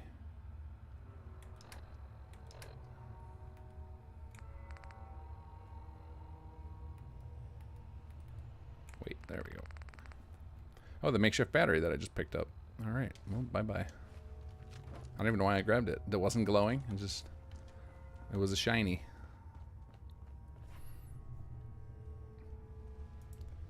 Oh man, they don't like any words for it. Penis got blocked. Cock got blocked. Dick Les got blocked? Wow. They're just... Winky was allowed. I see somebody.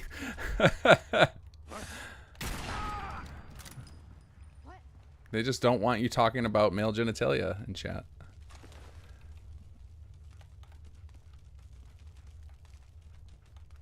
Nothing there now.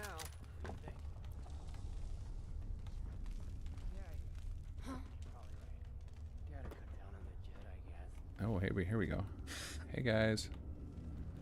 Bedlam. Bedlam is someone we hijacked for our quest, but we're not playing Conqueror right now, so Bedlam, you are the enemy. Whoops. Didn't realize I had that equipped. When you turn up. Alright, let's try and get a proper explosive here. Not that the caps, those aren't proper, but not appropriate for this situation. Do we have any frag grenades? Yeah, tons of them. Okay. Oh, here comes Bedlam. Doesn't mess around. Ta-da!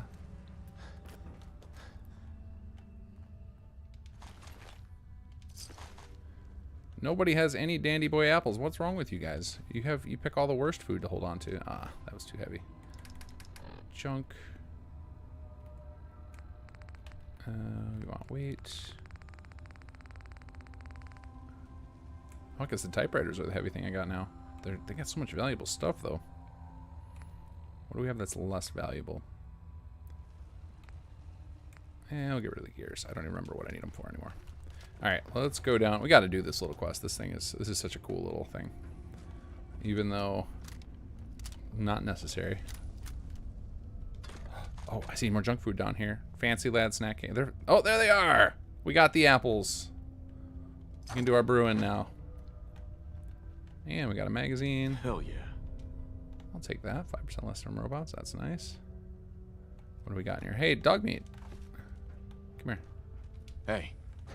I got something for you. Let's see if you have any room for these even. Store. And equip. Hey, yeah. He's ready to fly. Looking like Snoopy.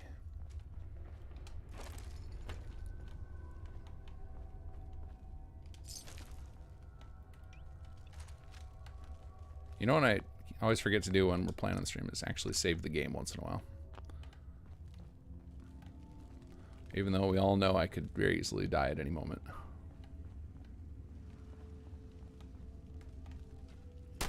Hey, bud. Oh, we got a legendary right here.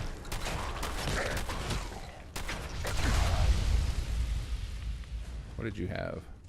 Rad-powered leather left leg. That sounds useless.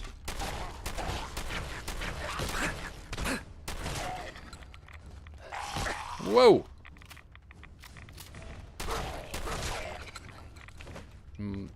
Jacked me up there. Josh Parkerson, huge donation. Thank you again.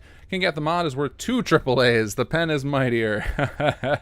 Hey, please play on survival when you do component playthrough. Oh, you want me to go for maximum punishment? I probably will. I don't usually love survival mode, but I do want to have I want to do a like maximally punishing playthrough and just see how crazy it gets. I think that'll be a fun exercise.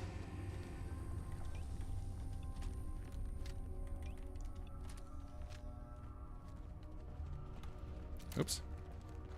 Dog meat, get him. Use the power of your goggles to scare them into submission. Where are all you guys coming from? Jesus.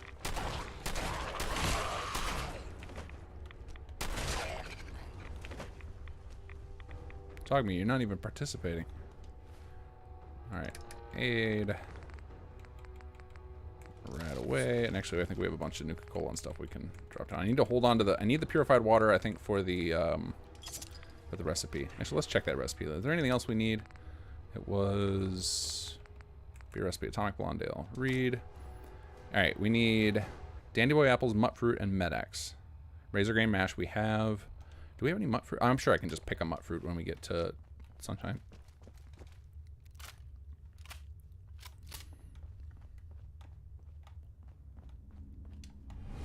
Oh, there they are. This is such a cool. Such a cool little system they did.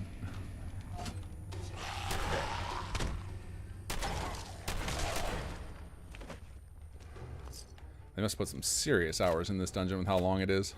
And then you get all this at the end of it. It's pretty awesome. Hey guys.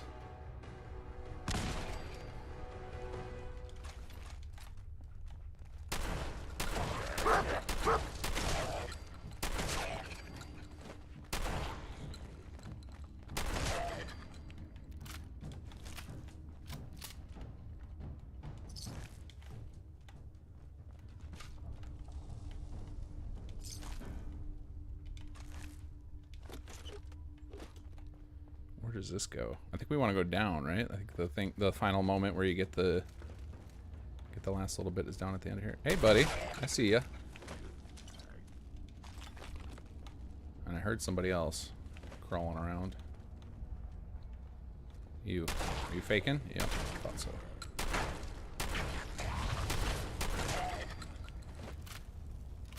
Isn't there something to turn on the lights in here?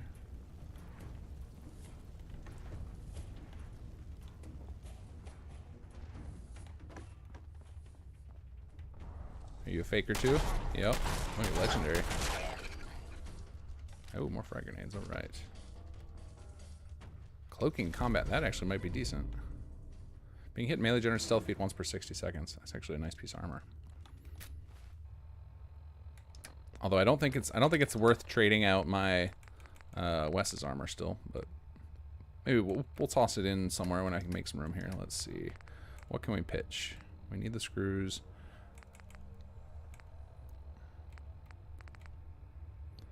Wrench, we can drop that. We could drop the cloth. 8-ball. I guess anything that doesn't have... Oh, I should hold on to the gold. So anything that doesn't have the little thing next to it, I can get rid of. Used oil can. Alright, well, we're down underweight limit now, so here we go. Get the tooth and the spec into blitz. Get the bobblehead. Where's the bobblehead? I know where the tooth is.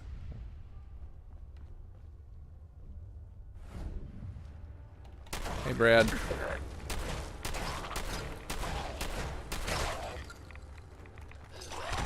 Whoa.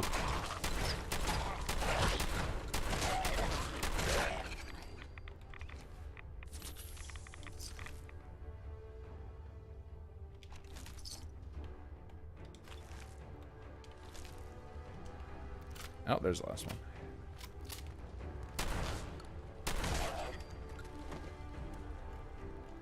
John Hatfield's carrying a pocket full of yarn. Crazy John. Alright, down we go. There it is.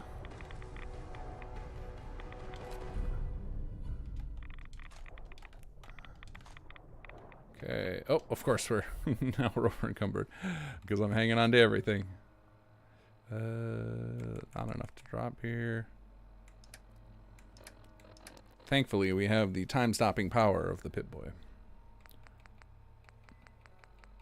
I don't actually remember why I'm holding on to all this different armor and stuff. Alright, we're going to drop this lead pipe, I think. There we go. Up on that platform you just talked about asking the lights. Okay, cool. Because I have missed several bobbleheads and magazines you guys have mentioned. I do not have them memorized at all. Alright, back to aid. Right away. Whoa, almost ate my Dandy Boy apples after all that. Let's drink some Nuka-Cola. Okay, so up this platform over here. So is it up this one, back this way? I'm guessing. We'll check them both. It's not over here. We'll go back in that other room. We'll go up there and see.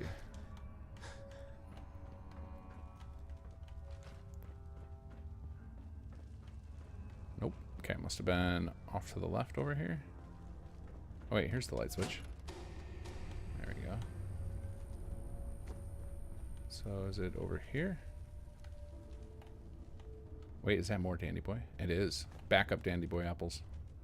We're in business. Alright, so I'm guessing up this little ramp then.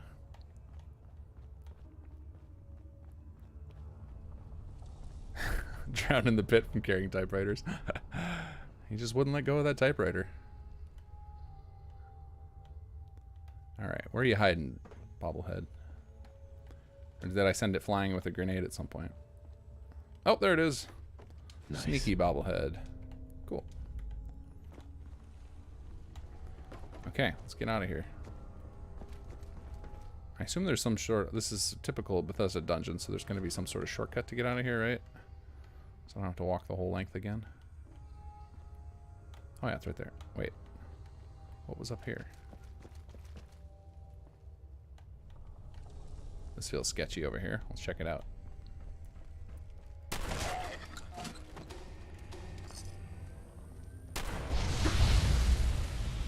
Peek. Surprise!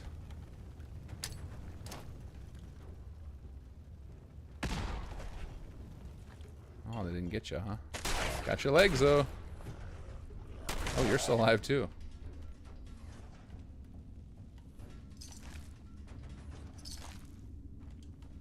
Still somebody alive over here. 2 guys.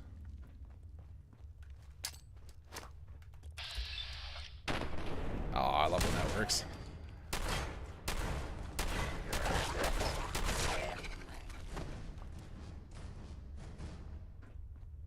Did we get the legendary with that grenade? I think we did.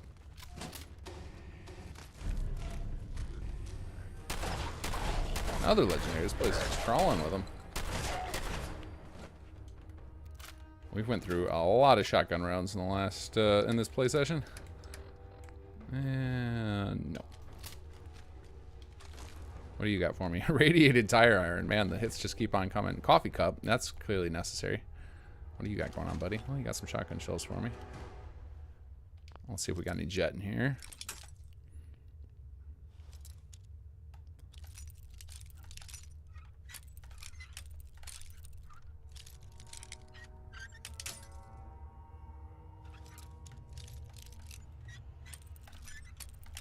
Come on. There it goes. Yes. Sure.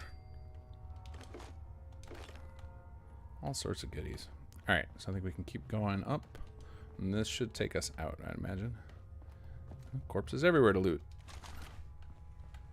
Thank you for your weightless loot. I appreciate it.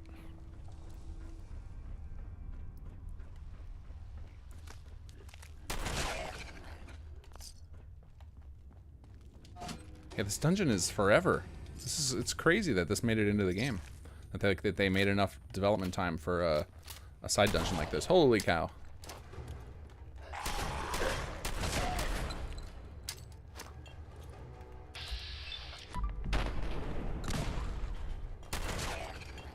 I'll pretend that was because of my shooting it.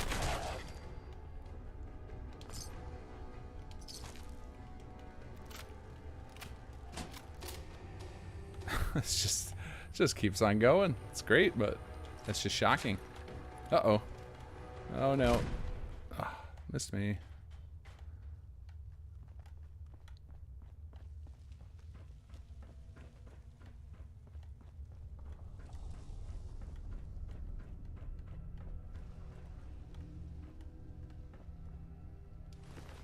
And there's our key.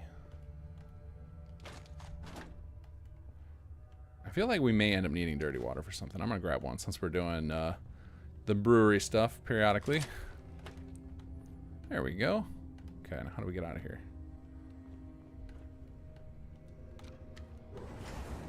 I'll probably right back up these stairs, up this ramp here. There we are. Okay, so I think this gives us green top. And then I guess taking Independence will get us castle, and in theory it'll start up the Minutemen quest again, and then start snagging some more.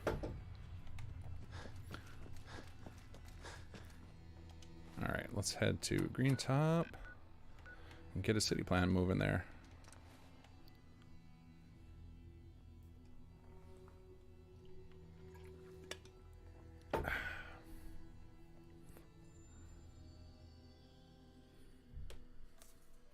Drop the jet, sell the jet. It doesn't weigh anything. It's free. It's free caps. The chems in the base game are free money, just like bullets. You can just Did hoard you have them. any luck with those raiders? I did. I had I a took good care of time those taking raiders care of them for for you. Really? Well, that's the best news I've heard in a long time. By the way, we've talked about it, and we've decided to support the Minutemen. I think it's worth giving it another chance. The only way things will get better is if we stand together. Appreciate you joining the cause. All right, let's see what stuff I can raid from you. Because we aren't carrying enough typewriters. Hey, there's some mut fruit. Let's grab that here. We'll take a screw. Okay. All right, now let's see. Do we even have enough stuff to build a city planner's desk? My guess is no. Well, we can try. Let's see, what are we short? Only short rubber? That's no problem. I'm sure you guys got a tire around here we can scrap. Or are you going to be the one settlement in existence that doesn't just have 40 tires laying around? Guys, where's your tire pile? It's a requirement in the apocalypse. You have to have a mound of old tires. There it is. See, everybody's got one. It's required.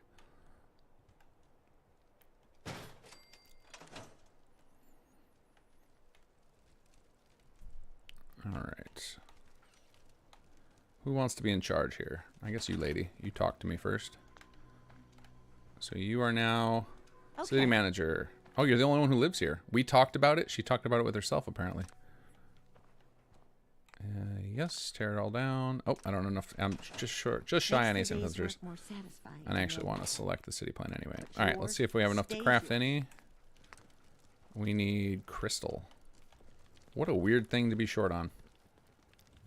And one more fiber optics. I think we have 17 ACM sensors right now. So we need 1 fiber optics and 3 crystals. Okay.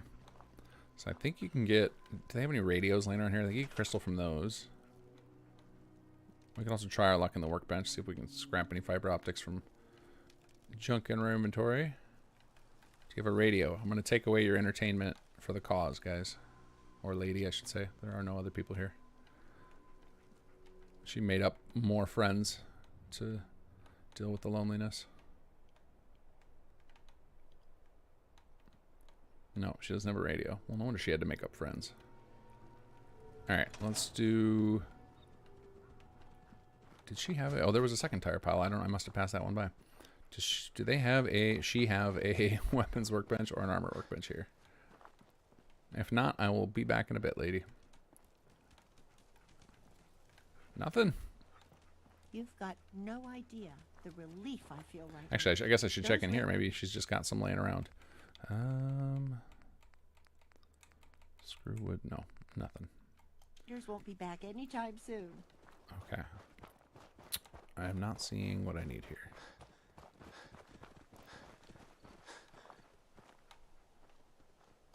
Okay, let's head off to... I believe that we have all those benches in Sunshine.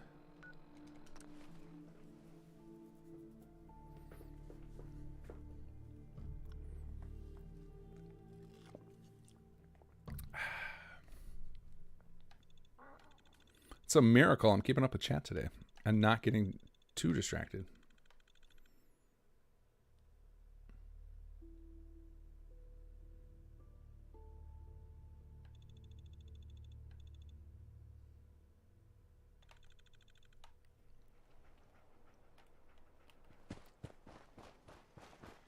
Actually, it just made me think I should check. Did we get... I feel like a day has passed. Somebody has to have recruited some more folks. How about... Spectacle Island got their 3rd person. All right. Moving on up into the world. What about Taffington? I don't actually remember how many most of these other ones had. Oh, I think Starlight gained one. I think they were at 18 before. So Starlight we could probably go build a water plant at. Which is what we set out to do originally. And have yet to touch. Oh, we're getting a little bit of a long slave here. Oh, not too bad. That is an acceptable long save. It's those multi-minute ones I'm afraid of ever coming back. Alright, what can we get from some scrap in here?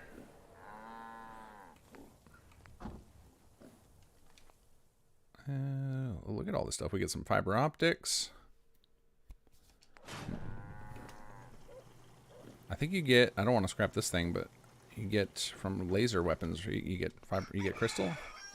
I think. Let's check the workbench. Maybe they just happen to have some laying around.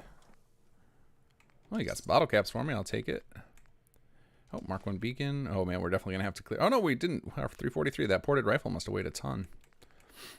Okay, I guess we can head to Diamond City to find some crystal, and I can restock on my shotgun shells. I know you guys love the episodes where I spend 20 minutes buying things. That's always fun. All right, let's head to Diamond City. We're just bounce all over the map today. Give us your crystal.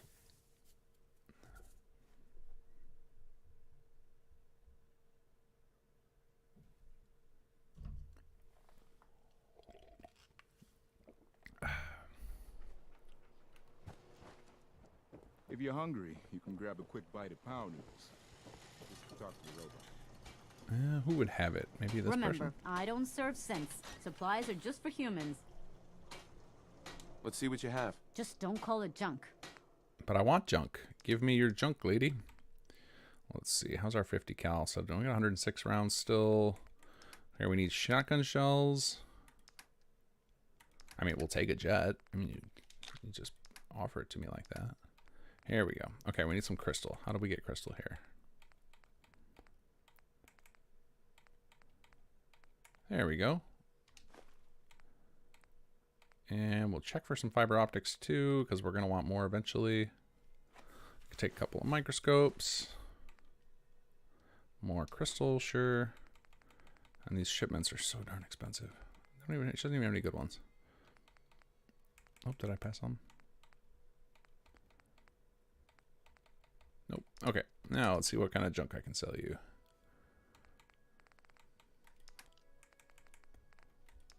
Oh, I need to drop off some stuff. I should go back to HQ. I need to start setting up some player containers and making use of them. Let's see here. You can have... I need to save a Med-X, but I think you can save the rest of these. You can have the Mentats. I'm going to save one, because with the beer brewing, you never know what you're going to need. I'll save one of everything. Why do I have 42 Tatos? Okay, we'll give you... You can have 35 of them. And then ammo, of course, we can sell. And you can have that, because I don't need it. All right, let's see. Ammo, you can have some 38 rounds. Hey, and that gives me most of your caps. Appreciate it. Thanks, lady. All right, how about you, buddy? You know, a shotgun's great insurance against raiders, but I got a lot of options here. Don't forget the stuffed dog meat is carrying. Oh, yeah, I always forget the stuffed dog meat is carrying. Dog meat, come here. Come on, we've got people who want to buy stuff from you. There he is. Come here. Hey. Hey, here we go. All right, let's see. Well, you're going to... The fat man we don't need. Some of the stuff I just like. It just feels weird to sell it. Like, I don't want to sell some of the... Like, I need to get these two kitted out. I'll save a syringe. Like, he's holding on to some utilities for me. The junk jet, I don't know. It's a one of a kind. Don't want to get rid of it. I'm not... I feel like because of my icon, I'm not allowed to sell pipe wrenches that are legendary. That just has to stay. So I don't think I can get rid of the rest of this stuff. But I can sell whatever it was I just grabbed from him. Fat man. Fat man can go. I don't need him carrying around a fat man. Well, maybe I'll hand him off some of this other stuff. Arturo, if you're looking to keep your load light, we can shoot the breeze about the old-fashioned pistol or anything else you need. Let's see what you got. Feel free to test the grips. All right, here you go. Have a fat man. Let's make some room here.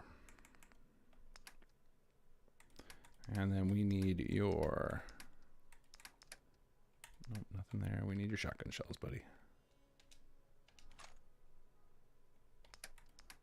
I guess I didn't have much to sell. Ammo, I probably have still plenty left I can give up. 44 round, 45 round.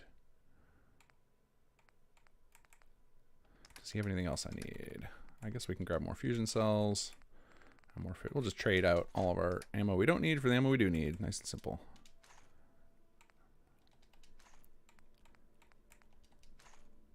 Give us your cap, sir.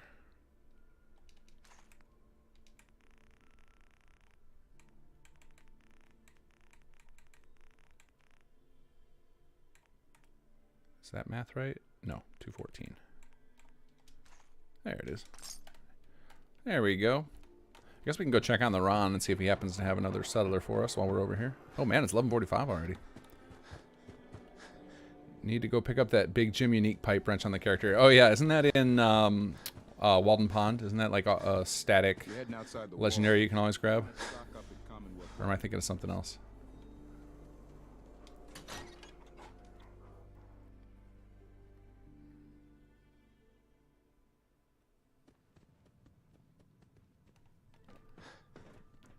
Hey, buddy. Oops. Hey! A little knowledge can be a profitable thing. Any idea where I can find someone? Looking for talent, are we? What kind of attributes you in the market for? I'm looking for someone. Yeah, I think these are the two that are always there. Strong. Sorry? Alright, we'll give it one more try on the intelligence. Hi. You won't find a more comprehensive depository of information in the Commonwealth. Any idea where I can find someone? Looking for talent, are we? What kind of attributes you in the market for? I'm looking for someone. Smart. Sorry? Nope, nobody. Okay. Alright, Ron, one day we'll fix you. One day. It's unlimited things to attack. It's hard to, that's why I try and like pick a theme for the patch and with some quality of life thing to focus on, and that usually leads me to other little issues that I fix, and then of course all the bugs that I write down from my playthrough. Those end up in my peripheral so that I attempt to fix them. The Ron one I've attempted to fix many times, which is why I haven't revisited it in a while, because I don't understand why it's not working. Probably need somebody else to look at that code, because it's probably something simple that I'm overlooking. All right, so we're going to Green Top. Let's build a city plan there. We should have enough for the ASAM sensors. God, I hope so. I didn't even think to check if she had any ASAM sensors for sale. That was dumb.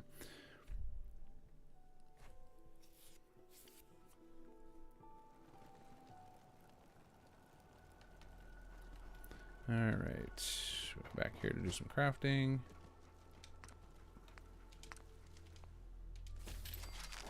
We'll just build all we can.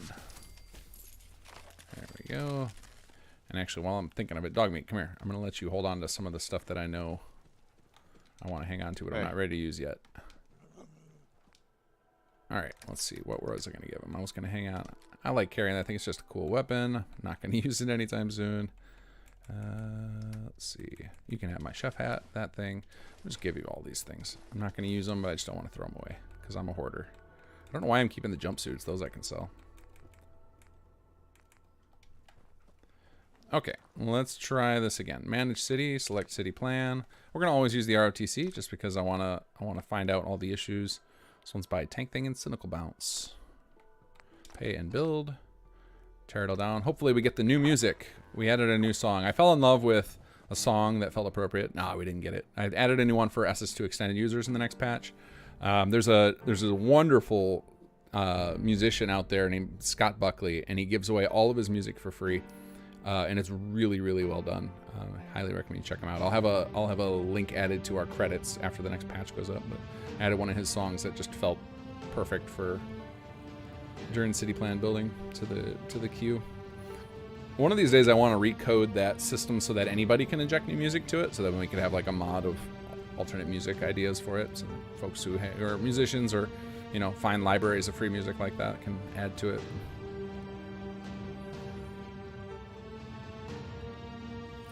Charles Holder for ASAM Sensors, check the hardware store in Concord or West Everett Estates. Yeah, West Everett I need to do still. It's on my, I have the map marker still for that.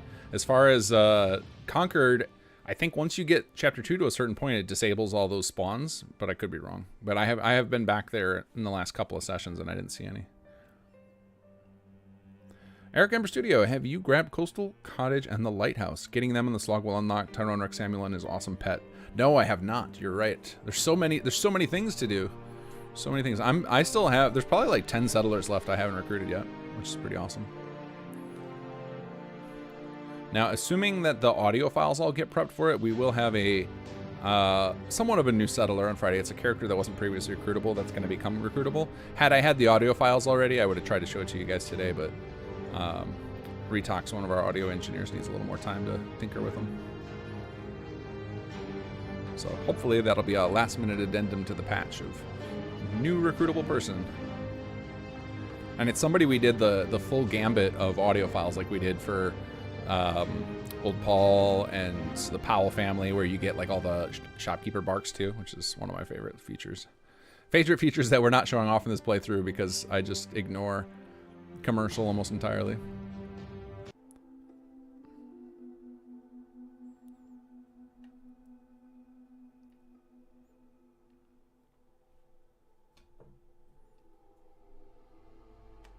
Come on, come on. There we go.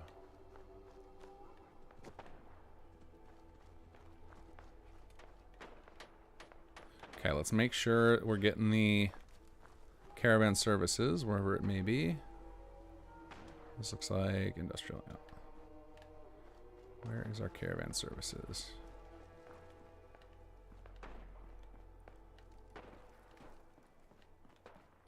Somebody's having some fun with their... I hate when we do this. When we accidentally attach a power pole thing to the building. Rookie move.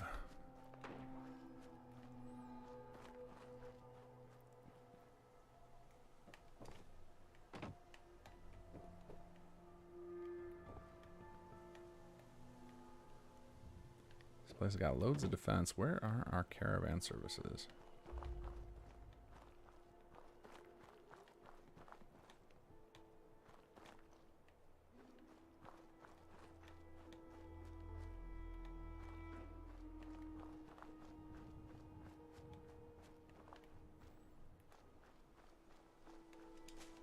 Might give up and just swap one over.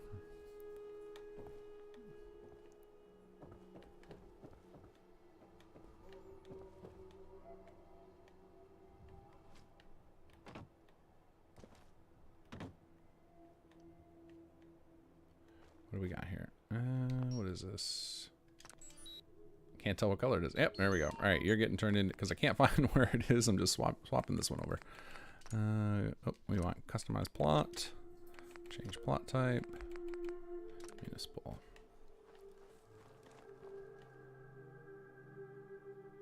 Please rewire it. Yep.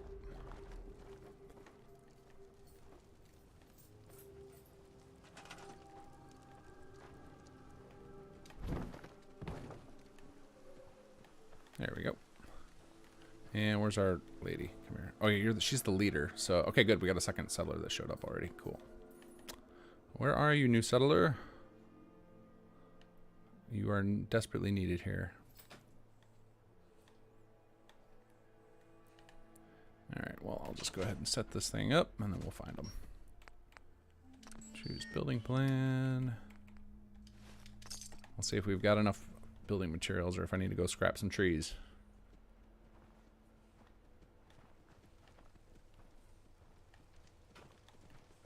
Hope you ain't one of them synths. Here to spy on me. Lady, you're finally going to have a friend. You don't have to talk about your groups of people when it's just you. You won't be lying anymore or crazy. Yeah, I guess we're going to have some serious... There it goes. So we're going to have some serious script lag for a minute while this city plan is... straightening itself out. All right, let's see here. Are there even any trees left to scrap to get some wood? I don't want to scrap those. Hey, there's our settler. Come here. You need to come work this thing. We'll get you the scrap you need in a moment. How about this? A little bit of steel. That's a start. Tempted to take away your chairs, people. Oh, trash can lid's pretty lucrative. What do we got here?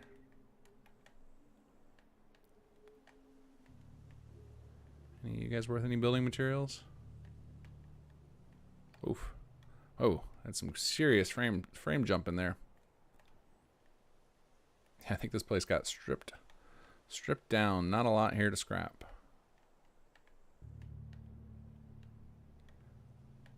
You gonna make me cheat at the last little bits of gameplay for the episode? I've been doing so good. I wandered all over getting stuff for crafting ASAM sensors, and now I gotta cheat at the end. Alright, sorry guys, you're gonna lose some chairs. We got no time for sitting down. Also, we're gonna get rid of your sleeping bag. That's not even building materials. That's just cloth, but you can build a plot. I guess that's not the smartest move because Oh, wait, is that it? Do we only have... Oh, because they need to build some residential plots. All right, well, not my problem yet. All right, man, these are worth almost nothing.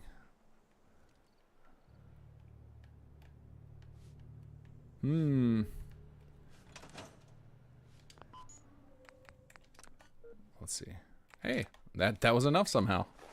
That's little tiny bits. There we go. Oh, it took everything out of my inventory. Okay, that's fair.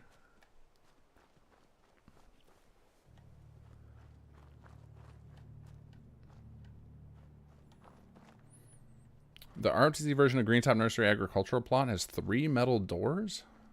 Interesting. Well, I'm sure it'll come up when this thing levels up eventually. Oftentimes, if you see duplication on a plot, it's just a sign of there's actually multiple plots there stacked on top of each other, or just script lag and a refresh will fix it. But I'm sure if it's one of our plot designs, and we'll find it eventually. Plot designs, fortunately, are a little easier to update, so we can usually clean those up. It's city plans that are a real pain to edit.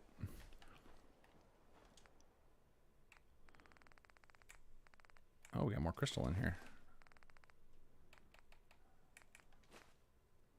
Now that we made some room, we can steal all the good stuff here. I guess we can try and craft some sensors while we're waiting for that. Alright, so now we need aluminum and fiber optics. Okay.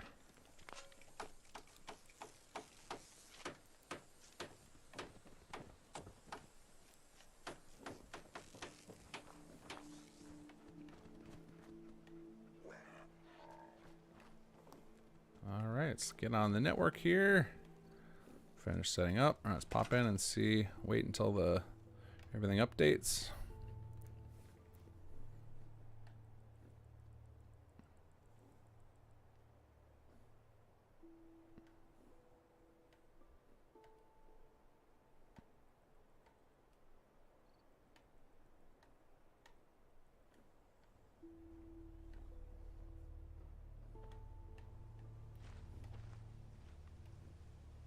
Come on. There it is. Caravan network, but now we need the actual resources. We got to be close enough to connect. It's not that far. We're not that far from everything. How's your back doing? Still bothering you? Feeling pretty good, actually. Glad to hear it. Come on. Connect. Connect to the network. You can do it. So a quick status check here. Yep, operational. Cool. Let's check them. I can't, man. There's no way we're too far for connections. Oh yeah, we're connected for sure. All right, I like the confirmation of seeing the little numbers on the right. It makes me feel confident that SS2 has figured it all out. What else do we got queued up? Water, cool. That is good. Now that we get our icons, maybe we can see what's going on here. If we can maybe find the... So we tried to set it up with a municipal plot in level 1, or the first level of every city plan for our RTC when we re-released it, because we knew that was pretty clutch to playing Chapter 2, or playing SS2 rather. Come on, you're embarrassing me here, game. What is that automated signal I keep catching and losing? Automated radio alarm signal lost. I don't know what that is. Can't remember the last time I had clean fingernails.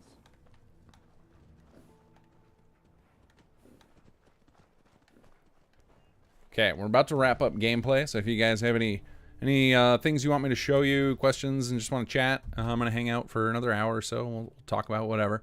Just make sure you at King Gathme in chat so I catch those messages, and as soon as we get this thing squared away, I'm going to head over to my normal, let's see, LP day, what are we at, 37?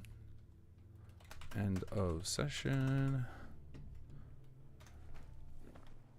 If you ain't been up to see Grey Garden, you should go. Whole place is run by robots. Come on, Caravan Network. You can do it.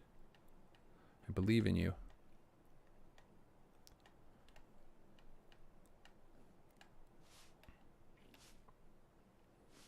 That's all we need. And then we can build some more jobs. We can build this recreational plot. The other person can have a bed. We're counting on you.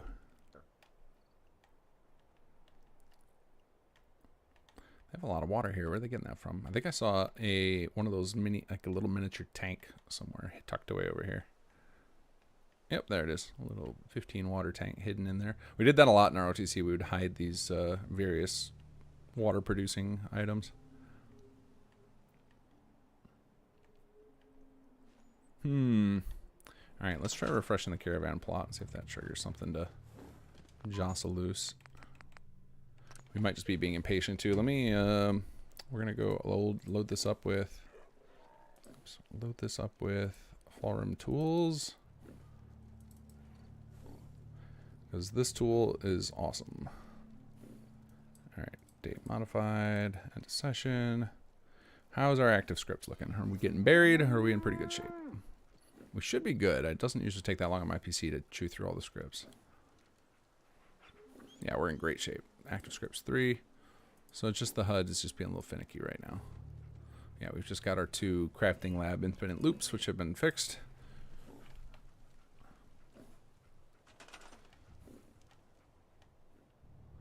For some reason, the HUD does not want to update. Why is that? All right, I guess I'll just put this down as another bug save to investigate. So we'll save it as that. Save caravan network not connected on HUD. Okay. Nope. Wait, it must have just connected because now stuff's starting to build. There it is. Took a minute. It's still not, and it's not accurate, right? Because I should have. There it goes. Yep, just being extra slow today. Okay, the refresh probably is what did it. Probably got it to double check the connection. Yeah, we're getting all sorts of construction going on now. New house. A recreational plot. What's the other person doing for a job? Should probably put them on defense. Oh no, they're the city manager. That's right. So we should put them on defense. But okay, then this place is in good shape. So let's head back to. So unfortunately, didn't make any progress in the avenue we wanted, which is not unusual. But I'm having fun anyway. It was fun to go clear Dunwich borers out. Actually, I'm gonna end in Starlight because then hopefully I'll remember to use the last person and get some water built up because we need to we're quite a bit behind on water. I need to make up that deficit. We have the advanced water unlocked, and some of them should probably be getting to level 3 soon. So I won't be shocked if we start seeing some of the high tech upgrades happen. Once you get to high tech, it's so easy to just flood HQ with resources. So that has kind of been my objective. Is just keep spamming down the advanced until we get the high techs to start triggering.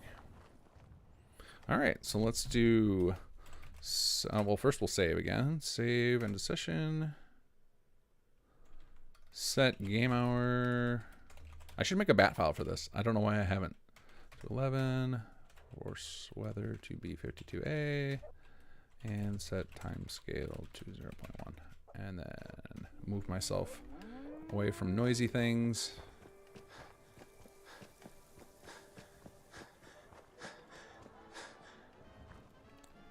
And TFC.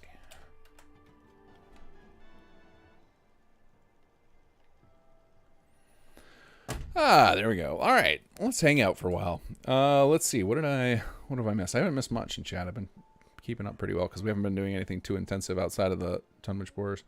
Nick Carter, will there be more world repopulation in Chapter 3? So there's some quest content coming that kind of demands we have another section of the world set up. I would love to have the whole world rigged up. It's a time-consuming process, and everybody on our team is really busy. I've actually started to put up some more help wanted things on the forums. I haven't been announcing them because I just don't have enough bandwidth. Like, training people is very time-consuming, and often, it's like 1 in 4 people that I train ends up sticking around. I don't know if that's because I'm bad at managing this or if the expectations I have for folks are unrealistic. I don't know what it is, but so onboarding more folks is a risky business. But we're starting to get quite a load of help wanted ads up there, and doing that with World Repop is one of those things I've been hoping somebody in the community would just get way into World Repop and start working on it, and then we could merge in their work. because, like I said, our squad is quite busy with a bunch of other things. I'd like to, at bare minimum, even if we don't have support for a bunch of like built-in interiors, if we at least had the doors all set up in the main ESM, so that way when people start releasing add-on packs of the repop cells, that then they'd connect to things. So I would say at bare minimum we'll have one other section of the map in Chapter 3 done, but the hope long term is to get the whole every reasonable building in the map set up. Like, I don't think we'll do like the skyscrapers downtown or anything, but you know, all the decent sized houses that are fake in the game, it seems reasonable to get those rigged up with World Repop. Darren H, for the Fallout 4 update, would adding 76's bulk resource workbench help cut down on workshop inflation? I don't know. I don't know that particular thing would help. I think the biggest thing that they could do to help would be to migrate us over to new DirectX. That would be the best thing they could do to help with settlement related issues. But I don't think they even, I feel like they must have, oh, maybe they did for 76, because maybe that's how they were able to get because 76 has like way better looking LODs. Like, it looks way cool. Like, the game, I actually think Fallout 4 looks better than 76 most of the time, but some of their weather and some of the views you get from distances I think look better in 76. So I could see, it wouldn't shock me if like even that's on old DirectX, and that they have the same limitation, because they also have like they're pretty stingy about what you can build in your settlements. Danny Dane, I'm learning the repop stuff as fast as I can. I'm just not up to my own standards yet. That's cool. Yeah, it takes a little while to learn. It's a process for sure. Don't have to rush. I'm hoping we'll get there eventually. There's some folks on our team who love the system enough, and when they get finished up with all the projects they have on their plates currently, I'm sure they'd be down for getting more into it again as well. I'll be happy to start tackling some of it as well, and it might come to the point where the stuff we need, at least for the quest stuff, I might go in and take care of myself at some point. But it's, for me, I've always got unlimited projects to do, so it's anything that's not absolutely necessary or is not going to help with, like, so one of the things that may not seem absolutely necessary, but I do anyway, because I think it's important for making sure you guys still continue to have fun and not just wait for the expansions, is this quality of life improvements, like the stuff with the reports and the disease cures that we're adding in the next patch. Like, that stuff's not necessarily mission critical from the perspective of like keeping the mod running or working toward Chapter 3, but I think it is mission critical to keep everybody playing the mod, because I don't want you guys left frustrated for long periods of time. So that's why I'm committed to putting out reasonable chunks of patch every couple of weeks. Darren Lawson Hosking, why not do a recording video on how to do World Repop and let the community run with it, similar to how you've done with City Plans? Yeah, I should get in. The video tutorials are something I wish I had more time to do. They end up being really time consuming, and that was something that got cut. Like I don't know how long ago it's been. What's it been? 2 years since I had a regular weekly video schedule. I had to cut something from my life because I was getting overwhelmed because I've got 2 small kids and work and then this, so it was something I had to give, and videos were one of the things I cut. But like, I've been trying really hard to squeeze in time to do wiki tutorials for HQ, and I've barely made a dent in the amount of tutorials I need for HQ content. So I've got enough up there now that people can start creating content for HQ, but not nearly as many as I would like in tutorials. I think there's like 3 or 4 tutorial stubs that you could see if you looked on the wiki that are like coming soon, and I don't know when they're going to come, because every time I start to sit down to do them, I get sidetracked with real life stuff, because each of those tutorials can take 3 to 6 hours to write if I want to do them well, and the videos take equivalent time. Like, there's a lot of time in planning it. I have to make sure that I have all the steps down perfectly before I even start planning the video, and then I end up doing retakes a lot because I'm not good at scripting, at following a script, like, because to me it feels very mechanical, and doesn't sound like me, and I think I'll lose the audience if they think I'm fake. So I tend to use scripts as like a guideline, and then that results in a lot of flubs and retakes. And since while I have Luke available to help me with editing, he doesn't have infinite time either to do extensive editing on those tutorials, so I tend to try and get them to the point where it's just like 1 or 2 takes. Like, one of the things a lot of YouTubers do to deal with this problem I'm discussing of like scripts and trying to sound natural is they will just cut like crazy. I'm sure you've noticed if you watch most YouTubers when they're talking, the video will just cut randomly all the time, because they'll just like hyper edit all the things they're saying until they get it right. And I don't really have time. I don't have time for that. I really don't have time to do a bunch of video editing. And the one person that I have doing video editing, I think he uses most of his time chopping down these Let's Plays for me so that he can make the digestible versions on Mondays.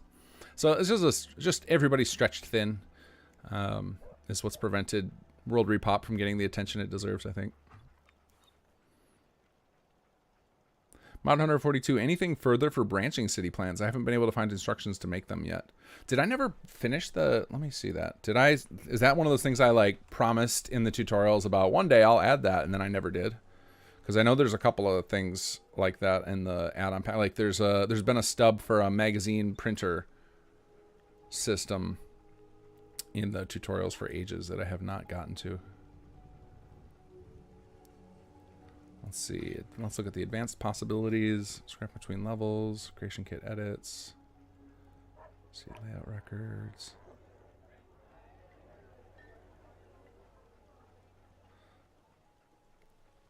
Yeah, I mean, it's kind of roughly described how you can have multiple layouts at this advanced city plan info. So you could use that. And you would need to learn the usage requirement system. So you could figure it out from here. There's no like step-by-step guide to doing them. But if you read through this tutorial right here, you should be able to figure out how to do branching city plans like we have for Bunker Hill. That's one I should do. I think I've shown it off on previous playthroughs, but that's such a fun one. Especially if I'm going to actually if I end up completing the main quest for the sake of just feeling like the save is complete, of like picking a faction and going with it.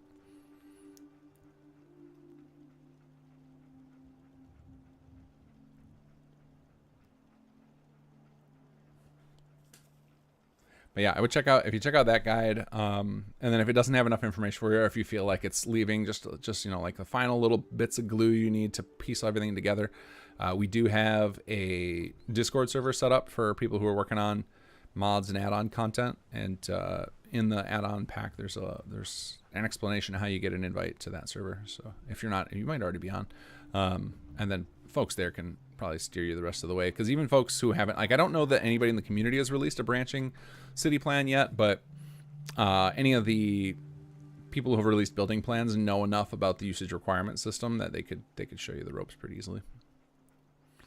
Because really all it is you set up like multiple layouts for a level, and then you just put this thing called a usage requirements, which is just like a series of checks. It can be things like quest requirements, you know, certain quests or certain stages or certain global variables are set to things like or if you want them to be like a choice, then I don't think you have to set anything. I think you can just import more layouts, set them at the same level, and then I believe it lets you choose that. It's been so long since I messed with it. That I actually don't. I would have to reread this myself even to give you the full scope of things. I'm just trying to like glance through it right now to see.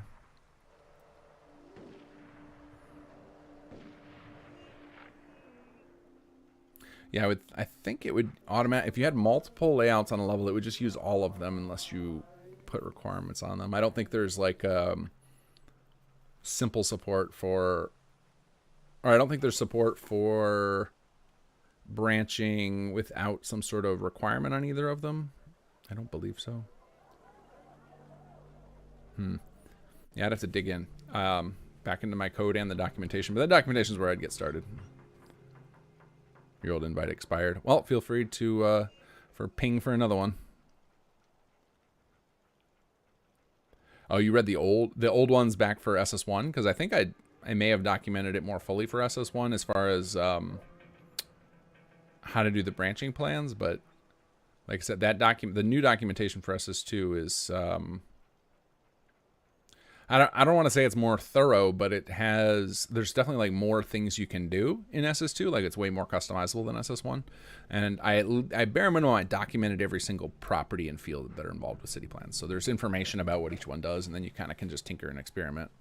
Which is what a lot of creating add-on packs is you know, once you get the basics down, then it's like looking at all the different properties, setting something, see what happens, repeat until you find something interesting.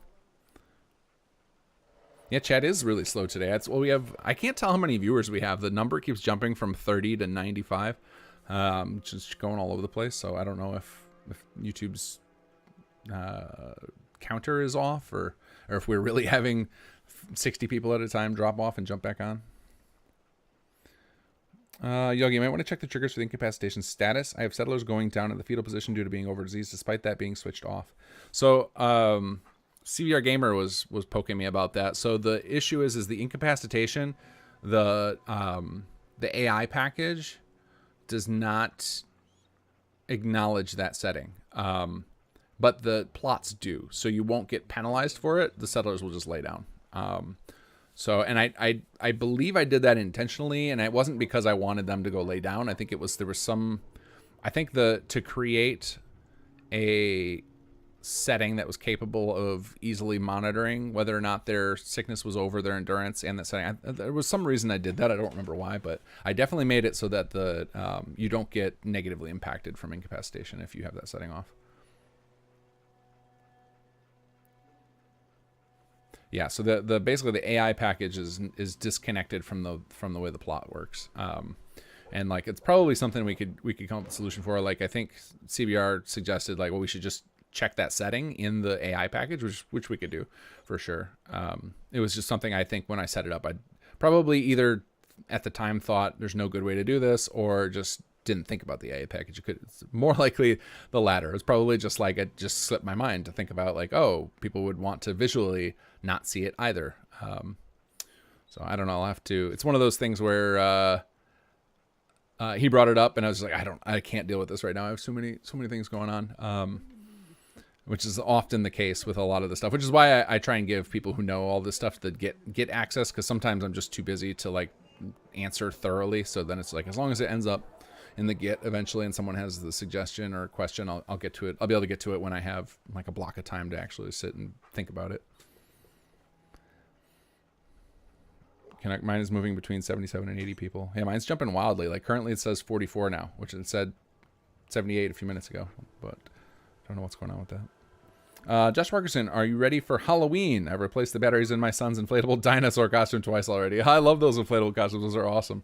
Yeah, I've got my family. We've all got Star Wars costumes.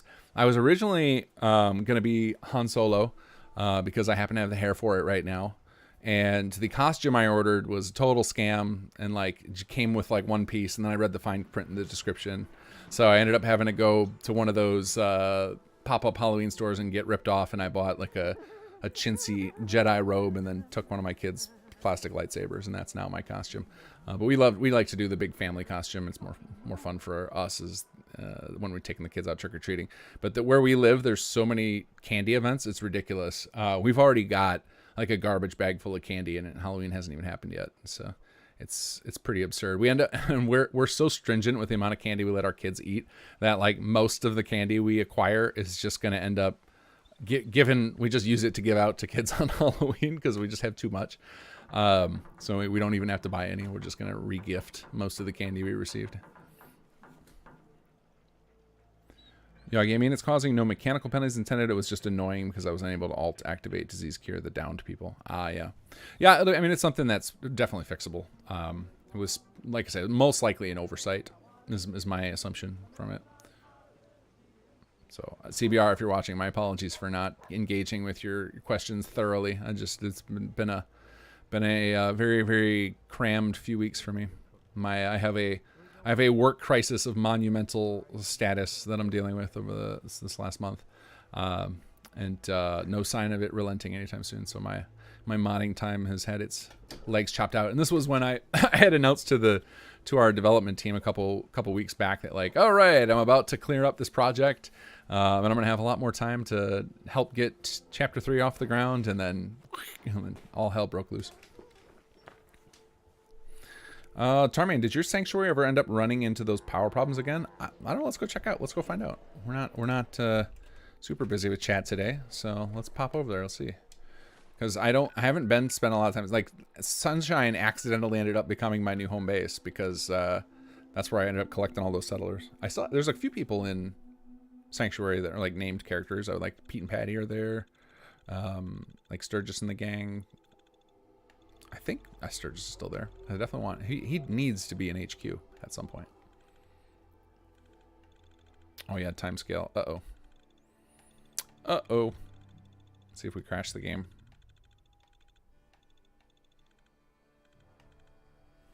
Yeah, let's bump timescale back up so we don't have any problems. Yeah, if you get timescale is a dangerous thing to play with. Folks have tested it pretty thoroughly and found you can go as low as 6, but I was on 0.1. So bouncing around the game world or playing the game a lot is pretty risky. Let's see. How's our power problems? So power's not in the red, so it means everything's still powered. So yeah, I think it solved itself. I think the issue turned out to be the wiring. Like once I scrapped all the wires and redid them, and I used the, if I recall correctly, excuse me, I used the Workshop Framework tool to rewire for me. So all I had to do was run around manually scrapping things. Okay, that's interesting. I'm sure I saw, yeah, Cersei just really wants to be part of that. Wait a second, she is part of the hospital. Why is that icon red? Oh no, she's not assigned to it. It says someone's assigned. It's not her. She's using the animation marker, and this shows nobody. So this plot could probably use a refresh. Let's go ahead and do that. So figure out what's going on with this guy. Do you have a worker or not? Anyway, no power issues from the look of it. Seems like it's in good shape. So she's another one we could get over to HQ. I'm sure she's got some decent stats. So anyway, here's a question about the FF4 update. Do you think we'll see it be migrated to DirectX 12 or into 76 engine? They do mention getting more FPS out of it for Xbox. I highly doubt it. I think that I don't think that they have the incentive to do so. Like from what I understand, the only reason that Skyrim got the SE port is because it was the same generation of consoles that they worked on for the engine that when they did Fallout 4. So they were basically able to, I think they used Skyrim as a test for some of their changes. So they pretty much had to port, so they had ported everything over, and it wasn't, I think the jump was like they went 32 to 64-bit was the jump between Skyrim and Skyrim SE, something like that. But switching over to a multiplayer engine like 76, I think is probably too much. What is going on? This plot's really funky. Look at this. We've got the unassigned icon, but we've clearly, the game engine is showing us that something's assigned. What are you even assigned to, Cersei? Hey there. Power plant. Okay, like everybody. If you are. Like everybody else. Comms operator. I don't know what's going on with this hospital. It might be borked. We might need to scrap her and read her. Not that we were counting on anybody to be at. Oh, I guess we can track occupants. We have the tools here to solve this. I don't need to be solving this right now. Just now I'm curious.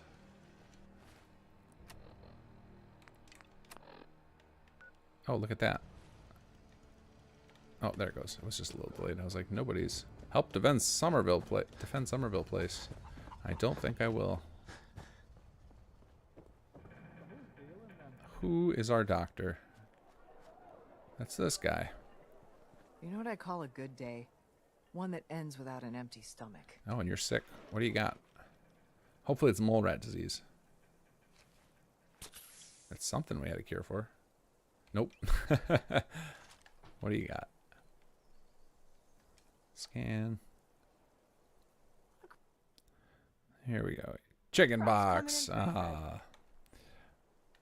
Okay. So I don't know why Cersei is insisting on hanging out. I think we've had this issue on and off for a long time of people getting randomly stuck on animation markers. Like that's one of the things that causes the issue. You guys have probably seen with some NPCs will get stuck with barter dialogue even though they're not assigned to a thing. It's because they'll be assigned to the actual furniture reference that has the barter stuff that it triggers.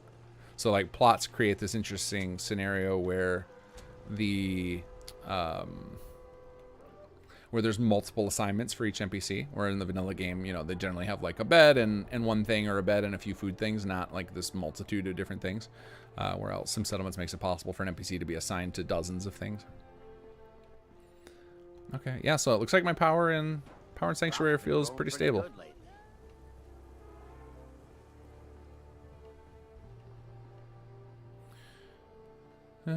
James Gilmore, why don't doors on plots work with the door controls in WSFW? Good question. Do we even do I have that? I don't think I have that feature enabled. Let's see what happens. Because I know we had that. We used to have the door system was built into. Let's turn it on. We used to have. Not much, but it's something. The door system baked into SS1, so it would definitely work with that. And then SS2, we shifted it over to, oh yeah, see, we're not seeing the doors pop open, but some of them are just open. Let's see, did some of these close when I exit out? No. It's just a registration thing. So the way, when you build doors, they register with it, and we probably just need to add the hooks into SS2 to register the doors, and it's just something I probably never got around to. There's probably a to-do code stub in our plot code that just never got addressed. There's a lot of those. There are a lot of like dream features or like little hooks and things, like things for settings and things for integrations into different mods that I have like stubbed out that I just didn't do because I only have so many hours per week. So and then I'll get chasing shinies, or we like to work on our expansions to keep us excited about it, because the expansions are like the big fun things, because that's all new. It's not fixing, it's not minor tweaks, it's like a big new thing. So like we always keep those in development. That uses up a lot of my time. So it's probably like a to-do stub that needs to get fixed at some point. Nick Carter, if they upgraded to DX12, would it break SS2? I doubt. No, I don't think upgrading would break anything. I think all it would do, upgrading. I mean, like it really. I don't know. I'm not enough of an engine programmer to say. I just know that the draw call support which is like the number of times the game can re-render the screen like per second, and the more times it can re-render the screen, the more different textures it can display simultaneously on screen. And when you jack that up by magnitudes of like, I think the difference between 11 and 12 was like hundreds of thousands. So like it would just open up massive doors for how much stuff you could have in an area without it killing the FPS. But I have no idea on a technical level what that looks like, or like how insane that is. Like that might be one of those things that's impossible to backfill. Like it might require an engine remake. I don't know. I'm sure that they have support for it in Starfield. But yeah, backporting it, no idea how difficult that is. Darren Lawson Hosking, that is one thing I hope they do with both Skyrim and FO4 and make it co-op hosted server mode, especially since most games have it by default. Yeah, I mean, I'm not holding my breath. They don't seem to be willing to do that, but maybe things will change now that Microsoft owns them. There tends to be when these big companies merge together, there ends up being a shift in focus toward things they can do cheaply to make a bunch of money. And, something like that of like retrofitting an existing game, you could hire some of these third-party studios to do that kind of thing. And it's relatively low risk because they use a lot of foreign labor that is quite cheap, and they'll churn these things out. And so I mean, it could happen. I could see them doing something like that in the future. I don't know when, of maybe one day taking the Fallout 76 engine and porting games, but it seems like that would probably be years down the line. Maybe it'll never happen. It would be really interesting to see if Starfield ends up shipping with a co-op mode. That would be pretty interesting to see if they do something like that, since obviously like they've done the work to figure out what it takes to make Creation Engine work multiplayer with 76. So they know what's required now, and they know what not to do with all the failures they had at launch. But I think they're so afraid of people thinking Starfield's going to be a 76, they can't even talk about it yet. Maybe that'll be a thing they don't announce until late in marketing, to where it's just like, and we promise a single player, but you can co-op with your buddy, or maybe they patch it in later. That way they can keep it a secret and they don't have to ruin their marketing for release. But I don't know. That seems, announcing it as co-op and not as a 76 style thing, I think that could do nothing but boost the sales. So I'm guessing we're not getting it. I think they would have said it by now. Kilo 1158, can you please check the HUD resource panel component hotkey in your setup? My resource category panel disappeared with the key and won't toggle back on. So you want me to just turn it on and off? I can try that. Let me set up a hotkey here. Or are you talking about the cycle between the different modes? Which one do you want me to test? I'm going to try turning it on and off for now, because That I can do. Toggle it on or off. We'll make it the H key. Sure. Let's see. So we toggle it off and toggle it on. Toggle it. Come on. Off. Toggle on. No, toggle off on seems to work. There's definitely some the lag with the hotkey system sucks. Sometimes you got to push a key 3 or 4 times before it actually registers. That has to do that actually doesn't have to do with the hotkeys. MCM's hotkeys are great. It's actually HUD framework. We'll just skip frames, kind of like it'll send the message in a way that the HUD framework can't detect, like misses it. It's really irritating. Makes it very hard for us to have a lot of interactive HUD features. Like we have a new map coming soon, and it's going to be like severely limited in what it can do because we don't have a lot of power to interact with HUD elements.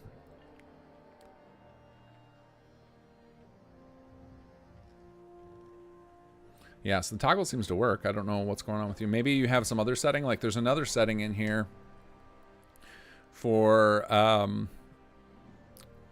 let's see what it's, I don't remember what it's called. So it's under HUD resource panel. So maybe check your auto hide setting. Maybe it's something like you have it on always hidden or never auto. Maybe one of these settings is broken and preventing you. Outside workshop mode, obviously that's what I'm on. It's working. Maybe one of these other 2 settings you have. You can check that, and then maybe there's a bug. Maybe that I need to fix with that.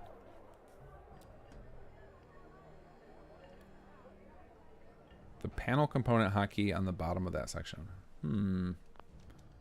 So I didn't do the right thing. Okay, let's see. Wait, no, hotkeys you said. Panel components. Toggle resource panel components. So I probably can't use this one because I'm not playing in component mode. Resource panel components. I actually don't know. I don't remember what this one does. So we'll try it and see what happens. So we'll go G, I guess. We'll see what happens when I push it. Yeah, nothing happens because I'm not playing in component difficulty. I guess I can switch us over to component difficulty. It won't hurt anything because I'm not. This isn't my permasave. So we'll switch it over to complex. Let's see what happens. Gameplay. Difficulty. Go to component level. This is gonna, I gotta give it a second. It's gonna muck up my resources real bad because it has to recalculate what I should have approximately for component. All right, let's see if that lets me do the HUD swap though. Oh, maybe I gotta exit out, exit back in, and enter back in.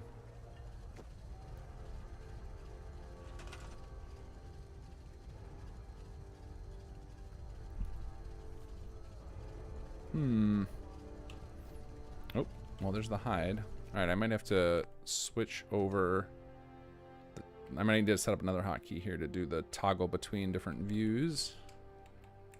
Hotkeys, and we'll do cycle detail level. Just gonna set up all the hotkeys here. Favorites, yeah, I don't care. I don't use those hotkeys. All right, there's our thing. So then you were hitting G, right? Or, well, what I said is G, the toggle component view. There we go. Redistributed all my resources to 0 organic. That's interesting. And 0 rare, too. All right. Oh, that's because I don't have any. I probably don't have any set up to create those. Let's see. I really want to look up what toggle component view does now, because now I don't remember. Hotkeys. Nope. Missed it. Toggle resource panel components. Finish change to resource complexity setting. Cool. Yeah, like the G that I just set is not doing anything. Let me check the config real quick here. So we're going to go into MCM. Oh, there it goes. Now I have organic and rare. Okay. Config. We want SS2 keybinds. Let's see. What does that one do?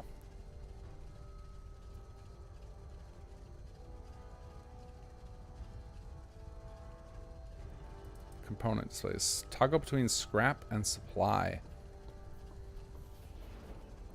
Oh, so this is a thing for chapter 3. So you shouldn't even have access to this yet. So maybe that's why it happened to you, but So that's something for chapter 3 that shouldn't even be available yet. Let's see here. Let's see what happens in our source code.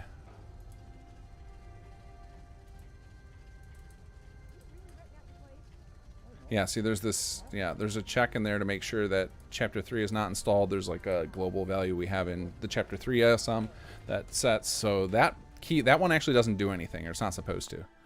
So that one, it just got added to MCM in a preparation for chapter 3.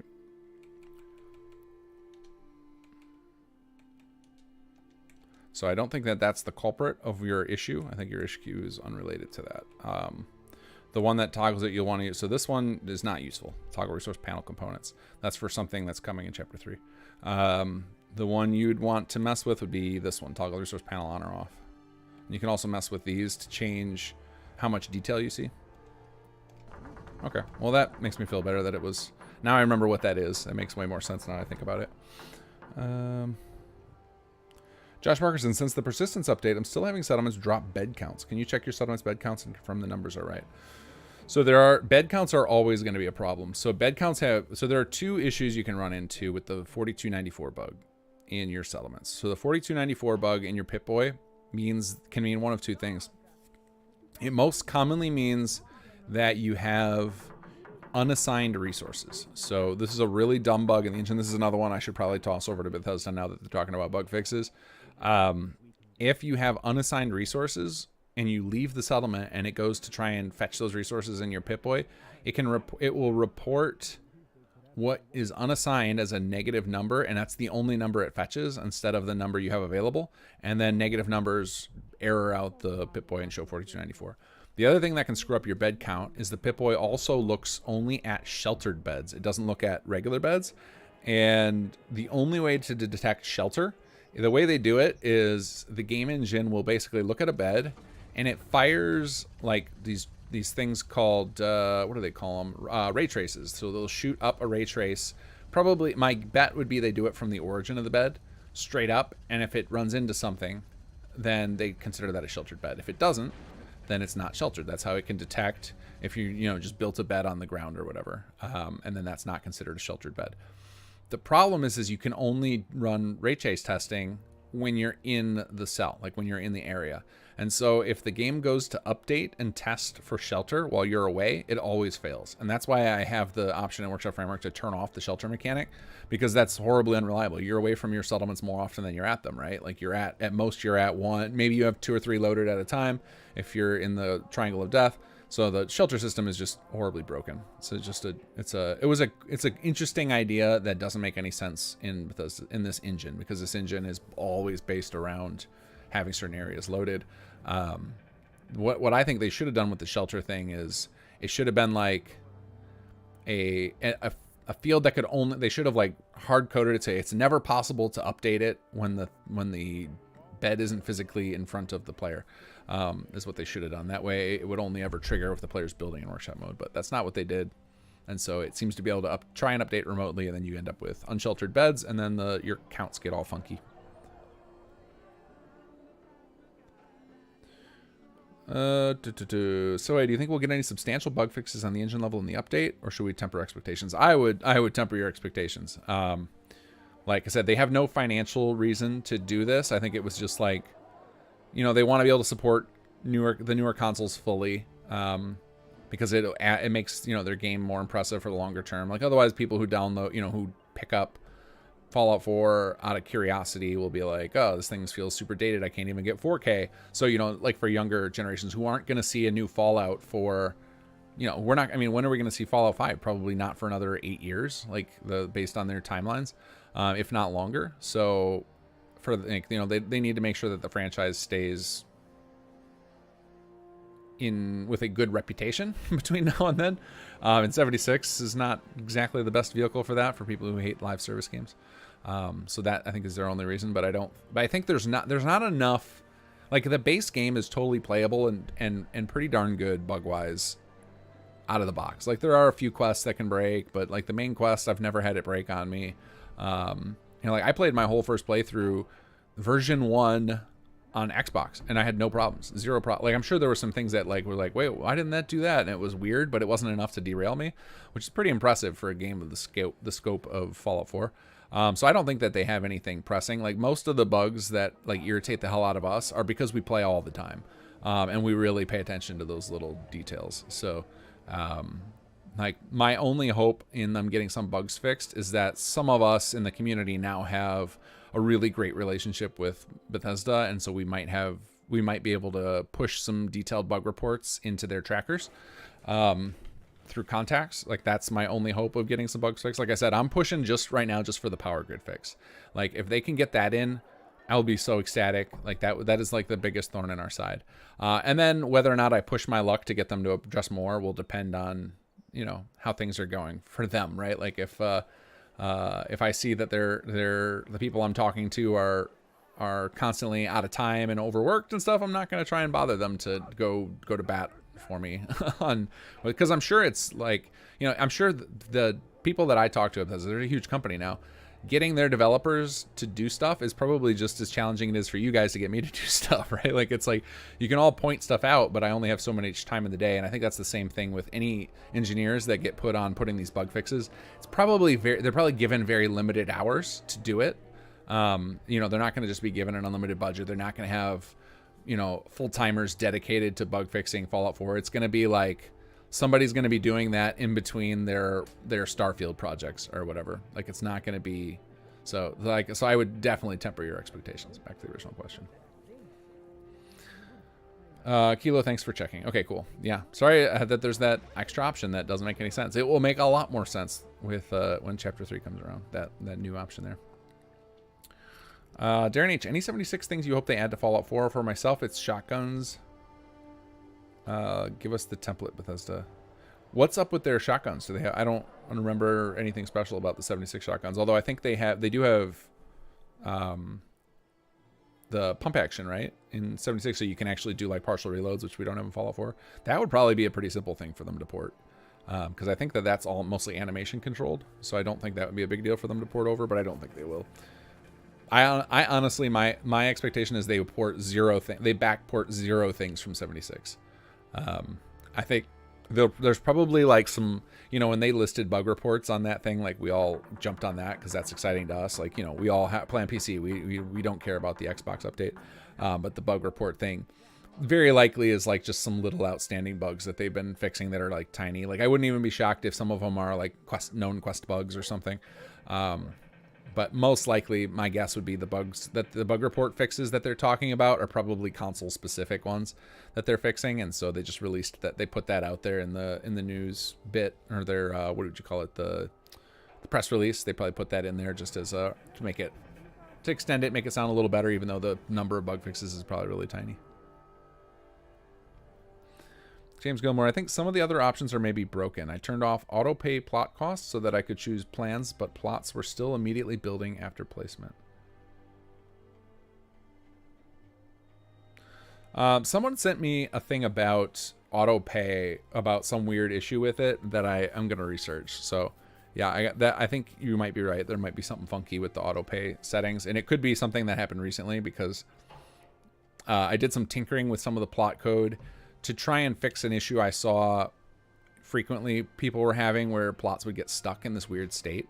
And so it might be that by fixing that, I created some other bug. But yeah, somebody meant, what's his name? Deep Dive Gaming sent me a save file and a video with that exact issue, very similar to what you just described. So I have the research material I need to look into it. I just lack the time to do so. Because digging into the plot code, let me see how big the plot script is. It's pretty crazy. I think it's our biggest script. Let's see, Simplot. How many lines is this bad boy up to? We're up to 8,900 lines for Simplot. So that one, and that's just like one piece of it. There's also a script called Plot Manager, which probably has a similar amount of code to it. And the two of those together are what control most of the content of the plots. And so it's very scary to dive into that and make changes to it. It's scary because it takes a lot of hours just to wrap your head around it, and then you never know if you tinker with one thing if it's going to break 6 others. Shortwind, can you make the hover indicator for settlers show an icon if they have a home and job, or is that too insensitive or not possible? I end up with a lot of Sims with no houses or jobs. So I wanted to do that. That was originally the plan, was to have those hover icons floating over the settlers, but I couldn't figure out how to do it. Just like from an engine level, I have no idea how to do that. I'm sure it's possible. It would probably require like equipping like armor slot items to them, but then I would be potentially conflicting with, you know, some of the armor mods you guys have that maybe are using some of those slots for special stuff. So I opted against that. The best way to find out information about your settlers is going to be to turn on this option. Now, you can't really, on PC, this is not a viable option. It's way too intensive. But if you're on a decent PC, you can turn on this option. And I think I had it, I thought I had it on, but must have turned it, maybe I turned it off or I just haven't noticed. What's it called? So right here. So info box, hover display. So if you turn this on, you'll get kind of what you're after. Let me show you how it works. So when you have this on, as you approach settlers, Need to get back to Diamond that City. little thing on the left will appear. See there, and that shows you their assignment status and everything. Now it's very system intensive to run that because the way, like we have the injection for auto running things when you hover over them is really bad. It runs a script like every frame. It's really, I don't know who designed that or why they thought that was a good idea, but basically it runs script every frame. So I have all this control code to try and prevent that from overloading your system. But even that, then I still have to run that control code. So like every bit of code you're running is every frame while you hover over a settler. It's really awful. So I put in a bunch of code to try and like prevent it from getting crazy. And so it's too intense for Xbox. Don't turn that on. But on PC, I think if your PC is running fine with stuff like this, you can have it on. Now, if you can't have it on, it's still possible to get that information. So let me turn this back off.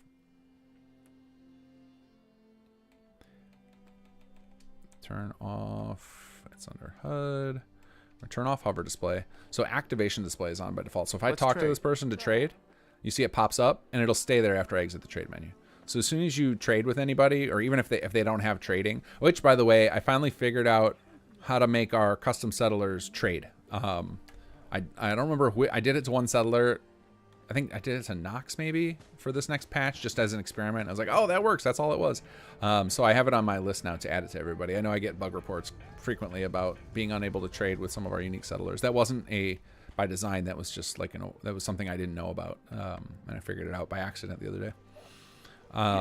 But yeah, you can bring up that information on the left there like that by just activating any of the settlers. And sometimes it'll bring the trading menu up when you activate them, and then you close it out and it'll be there. But activating them will bring up that, which I think shows you what you're looking for. So if they're like, if something's missing, then they don't have it. Here on business? Oops. Not now. No problem. Yeah. See, oh yeah. And see, she was offering me barter. So I think Cersei maybe. I'm trying to think if that maybe is part of her. That might be something we did special for her. But yeah, see, so she's got her 3 assignments. She's not sick right now. That's what the status is. For anything? Let's see here. What are you offering for barter? Are you offering? I have what you're looking for. Oh, she's offering the Nightingale stuff. Oh, that's awesome. That's actually I'm sure that's by design. I just didn't realize it. Cool. So she's like a bonus settler. You get her to sell you stuff no matter what. She has like a bonus feature. That's pretty cool. So anyway, so I think that's the information you're looking for. Shortman. Josh Markerson, so concerning lead in Chapter 3, do we learn how to mine it? Oh, lead in Chapter 3. Do we learn how to mine it? Is there a new water filter? Kidding, keep your secrets. I've actually mentioned this feature on this stream before, so I'll mention it again. We're gonna have a resource market system similar to what they have in Stellaris, where you can set up every day certain resources to be purchased and sold in predetermined quantities. And we'll have a similar system available, and I think it requires level 2 caravan services to access, and that'll be coming with the 3.0 update. So you'll be able to take any surpluses and just sell them or buy the ones you want. It's basically going to be an alternative to the conversion plot system, so it'll be like another, you can solve your problems with economics, not just with brute force industrial. It might be that, like, we'll probably have to tune it a lot to not just invalidate industrial, because I'm betting that out of the gate, it's probably way overpowered to be able to do that based on you know, the balance that Industrial is set up. But we'll tinker with it, and it has the capability of having variable rates of like sell and buy prices. Like I think we defaulted to something pretty simple, like you sell at 0.75 the value and you purchase at 1.25 times the value, so that you can never create infinite wealth off of it by buying and selling. And then we have the capability of altering that, so we might add some complex system in a patch later where it'll be something like the total, you know, as more of a resource gets produced, it reduces its value, so you can sell it for less and buy it for cheap. Like we might do something like that. I haven't really dug into those, but we put the hooks in because that's like the kind of depth that's really fun to tinker with. If you're into 4X type games, of like seeing how you can exploit economies and stuff. So that's one of those systems where it'll solve a lot of problems for folks who are having trouble with their resource balancing. Introduce a lot of potential loopholes we got to fix. So it's going to be opening Pandora's box, but I'm excited to have it anyway, because it's just more avenues for people to solve their problems. Like I love the fact that you can focus on different plot types and focus on different mechanics, and that becomes even more so with the new mechanics we're adding in Chapter 3. There's just like so many different ways to succeed, where you're not just stuck in a, like I don't ever want Sim Settlements to feel like there's only one way to play it. Like I would love it to be that there's multiple ways to succeed. You know, if you want to focus on caps and trading, or if you want to focus on building out the industrial tree, or you know, focus your efforts on HQ and ignore your settlements. Like I would love to have multiple avenues so people can focus on whatever's fun for them, and it opens up the door for multiple playthroughs. They're like, all right, let's see what it feels like to play through, or I focus on this thing or focus on that thing.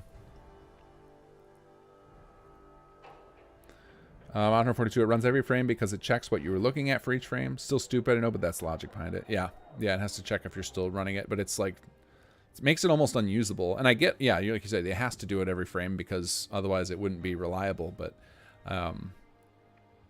yeah, it's there's not a lot of use cases for it, basically, is what ends up happening because of that. Jim Simon, is there a drawback to using faux power in settlements? The only drawback, it kind of imbalances things, because all of your buildings, all of your plots will then require 0 power, whereas a lot of our balance is based around the amount of power they require, especially for the higher level plots and the basically the higher tier plots, like the advanced and high tech, tend to draw a lot of power. And so if you set everything at full power, that's out the window, so now you don't need as much power to man your settlement. But I mean, I can understand wanting to just play with full power, because then you don't ever have to deal with grid corruptions and rewiring. In fact, there's a couple of improvements that have been suggested to faux power for that exact reason that I will likely make in the future. There's 2 of them in particular I really like the idea of with faux power. One is to make sure that if you turn on faux power in a settlement, then anything you build after that moment would get faux powered automatically. I like that idea a lot. And then there was another request for a change about plots, and I can't remember what it was. But anyway, I like faux power a lot. I want to embrace it for people who need that option, who are just tired. Like I like running wires, but I can see how it can burn you out of dealing with corrupt grids and stuff. One of the things that was in part of the design of HQ is we eliminated the power grid. Like we made it, like power grids could still form in HQ. Technically, we have no control over that on the engine level currently. Hopefully with some F4SC scripts, we'll be able to at least prevent them in future builds for PC users. But what we've done instead is we placed no wireable items anywhere in HQ to try and eliminate that issue, because we just are afraid of power grid. It's such a time bomb. Nick Carter, which game do you like better, Fallout 3 or New Vegas? I like New Vegas better up until the moment I find Yes Man. But as a whole game, I like Fallout 3 better, because Fallout 3 I actually enjoy playing all the way up through the I can't remember the name of the DLC. The DLC that gets you a little extension of the main quest, where you like take Liberty Prime to that valley, and then you go out that way, like that little post quest thing they added. Like I actually, whenever I play Fallout 3, I play all the way through all that. With New Vegas, I never get to the end ever on my save. Like my very first save I did, and then never again after that. I always get to Yes Man, and then they lose me, because I think it's such a like that story to chase down Benny and find out about Dr. House stuff. Like all that is so engaging on a story level that it pulls me in, and then like because the ending is so open-ended and like there's not really any mystery left to chase, I just like lose all interest.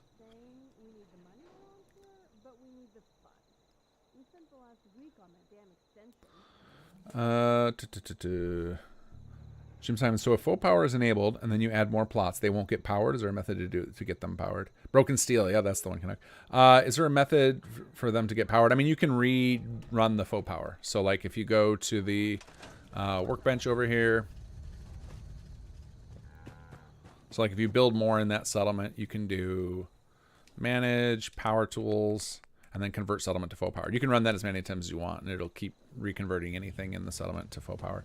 But I think what would make more sense, and it's just I just need to put the code in to handle it, would be to automatically faux power anything new that gets built. That would make a lot of sense. City plans already do that. If you have the faux power city plan thing in, it will already tackle that for you for the things the city plan builds. But if you build manually, that's where the faux power doesn't monitor your active building.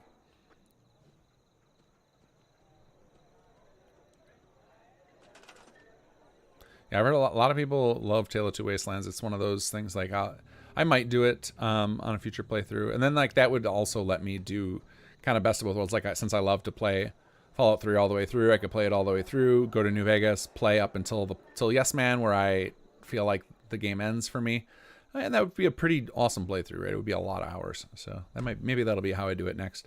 I think though it's gonna be a while before I visit FO3 in New Vegas again. I'm gonna be playing some settlements again right after this playthrough, and I actually been considering doing a Skyrim playthrough. I don't know if any of you guys would be interested to watch that. Maybe I'll just do it as a like it probably wouldn't do like a trimmed episode. It would just be a live stream thing I do just periodically, just for a change of pace, because I've been playing a bunch of vanilla Skyrim over the last few months here and there. I shouldn't say a bunch. I got my character like level 25, and then I've kind of stalled out. But like, there's so many great mods I've never played for Skyrim that I think that could be a lot of fun. And with the Wabbajack list, it's so easy to get a good load order up and running. So I've considered doing that just as like something interesting to do. And maybe I'll spin up a new channel for it or something, or do it on Twitch. I don't know. Like I hate to I like that my channel has a pretty focused content. Like it's a very, very Fallout 4. And so that way, if it stumbles upon your guys, most of you guys are happy to watch me do Fallout 4 stuff, but if I start peppering in other games, I feel like I'm stepping outside of my lane, because I'm not really a YouTuber, right? It's not like like a Juicehead or any of these guys who are focused on just gaming in general, and their whole identity is about covering games. Like, you guys come to me because I know a boatload about Fallout 4 and make a mod about it. Coogan68. I play mostly vanilla with very few scripted gameplay or settlement specific mods. Will installing WSFW benefit my current game? So I actually don't recommend installing Workshop Framework on an existing playthrough. I think it's a good thing to start up your new saves with, because it's replacing core Workshop scripts. Like you can definitely do it. It's not gonna like, I don't anticipate it breaking your game or anything, but I don't know that the improvements are going to be worth the potential pitfalls. I think if your game's in a good state, you shouldn't add anything to it. I think you should just finish it off. I think like my current philosophy with modding now is you set up a load order to start, and you should be very, very leery about adding anything to it once you get going. I think there's more risks than reward. There are a few exceptions. Like, for example, a lot of the add-on content for Sim Settlements plugs in very neatly because it's not scripted. Like non-scripted mods are great to add in later. F4SE mods are great to add in later, but something that involves scripts, like adding it in later, I think is sketchy. Workshop Framework in particular, because it's a low-level scripted mod, so it's replacing core scripts that do a lot of stuff at boot up when you first start a new character. So like, I would not recommend that. Like, Workshop Framework is probably one of the ones I would not recommend. Like, I also wouldn't recommend adding in the unofficial patch mid playthrough. I think that's something you should start a game with. Sim Settlements 2, I think maybe might be in that boat too, of like, you're better off waiting for a new playthrough before you install it. We tested it and it works on existing playthroughs, but I have no idea what kind of under the hood funkiness is going on that might make your save not in good shape. It's just risky. Like Bethesda even says it on their, like when you go to their mods page, they'll warn you that like, mods are not officially supported, and it's 100% you can't remove them once you add them to a save. But even adding them to a save, if there's a lot of scripts involved, I would say you should be leery. You know, make lots of backup saves and plan on rolling back if you see things get funky. That's the way I would approach it if I were you, Coogan. So if you want to try it out, see if you get some improvements, because there's obviously a lot of good stuff in Workshop Framework we've added. Like there's a lot of code improvements. There's a lot of new tools you get. There are a lot of benefits to having it, but if you have a stable playthrough that you're enjoying, you know, maybe install it, play around, keep the save you had from right before you installed it. And if you see something funky, abort, go back to your uninstall and go back to your old save. That's maybe how I'd play it. Shortwind, my resource meter got changed to scrap only and no hotkey will change it back to show more resources. Any fix? Can you confirm that your complexity didn't get set back too? Because if your complexity got set back, that would cause that. If it somehow got set to scrap somehow. But otherwise, if I go to hotkeys here and go to, should be cycle resource panel detail level. So I should be able to switch this, hit F, and I can cycle through the different things and it works. So I don't see why yours wouldn't, other than, you know, the thing I was talking about earlier about like I'm hitting it right now over and over again and it's sometimes reacting and sometimes not because HUD problems. Canuck, watching you play Skyrim would be neat. Cool. I mean, like if yeah, a lot of people were into it, it might be one of these things that like, kind of like that one day I just did bug fixing one day. I might just one day pop on stream and say, we're going to play Skyrim tonight. And then we'll see how everybody feels about it after the fact. Like if it bored them to tears or if it was interesting. Cause it's not like, the thing is I don't have enough time to do multiple streams a week. Cause that would be like, then that would make it an easy sell. If I was just going to be like, all right, I'm going to do Wednesday, I'm going to stream Sim Settlements Fallout 4. Friday, I'm going to stream Skyrim. Great. I can't imagine I can find the time for that. Like without sacrificing, like it would basically be sacrificing 3 hours of mod time, which could, you know, 3 hours of mod time, I can solve a couple of bugs during that time or you know, get a good chunk of a new feature prepped for chapter 3. Like 3 hours is a lot of time to spend more like this is kind of like replaced my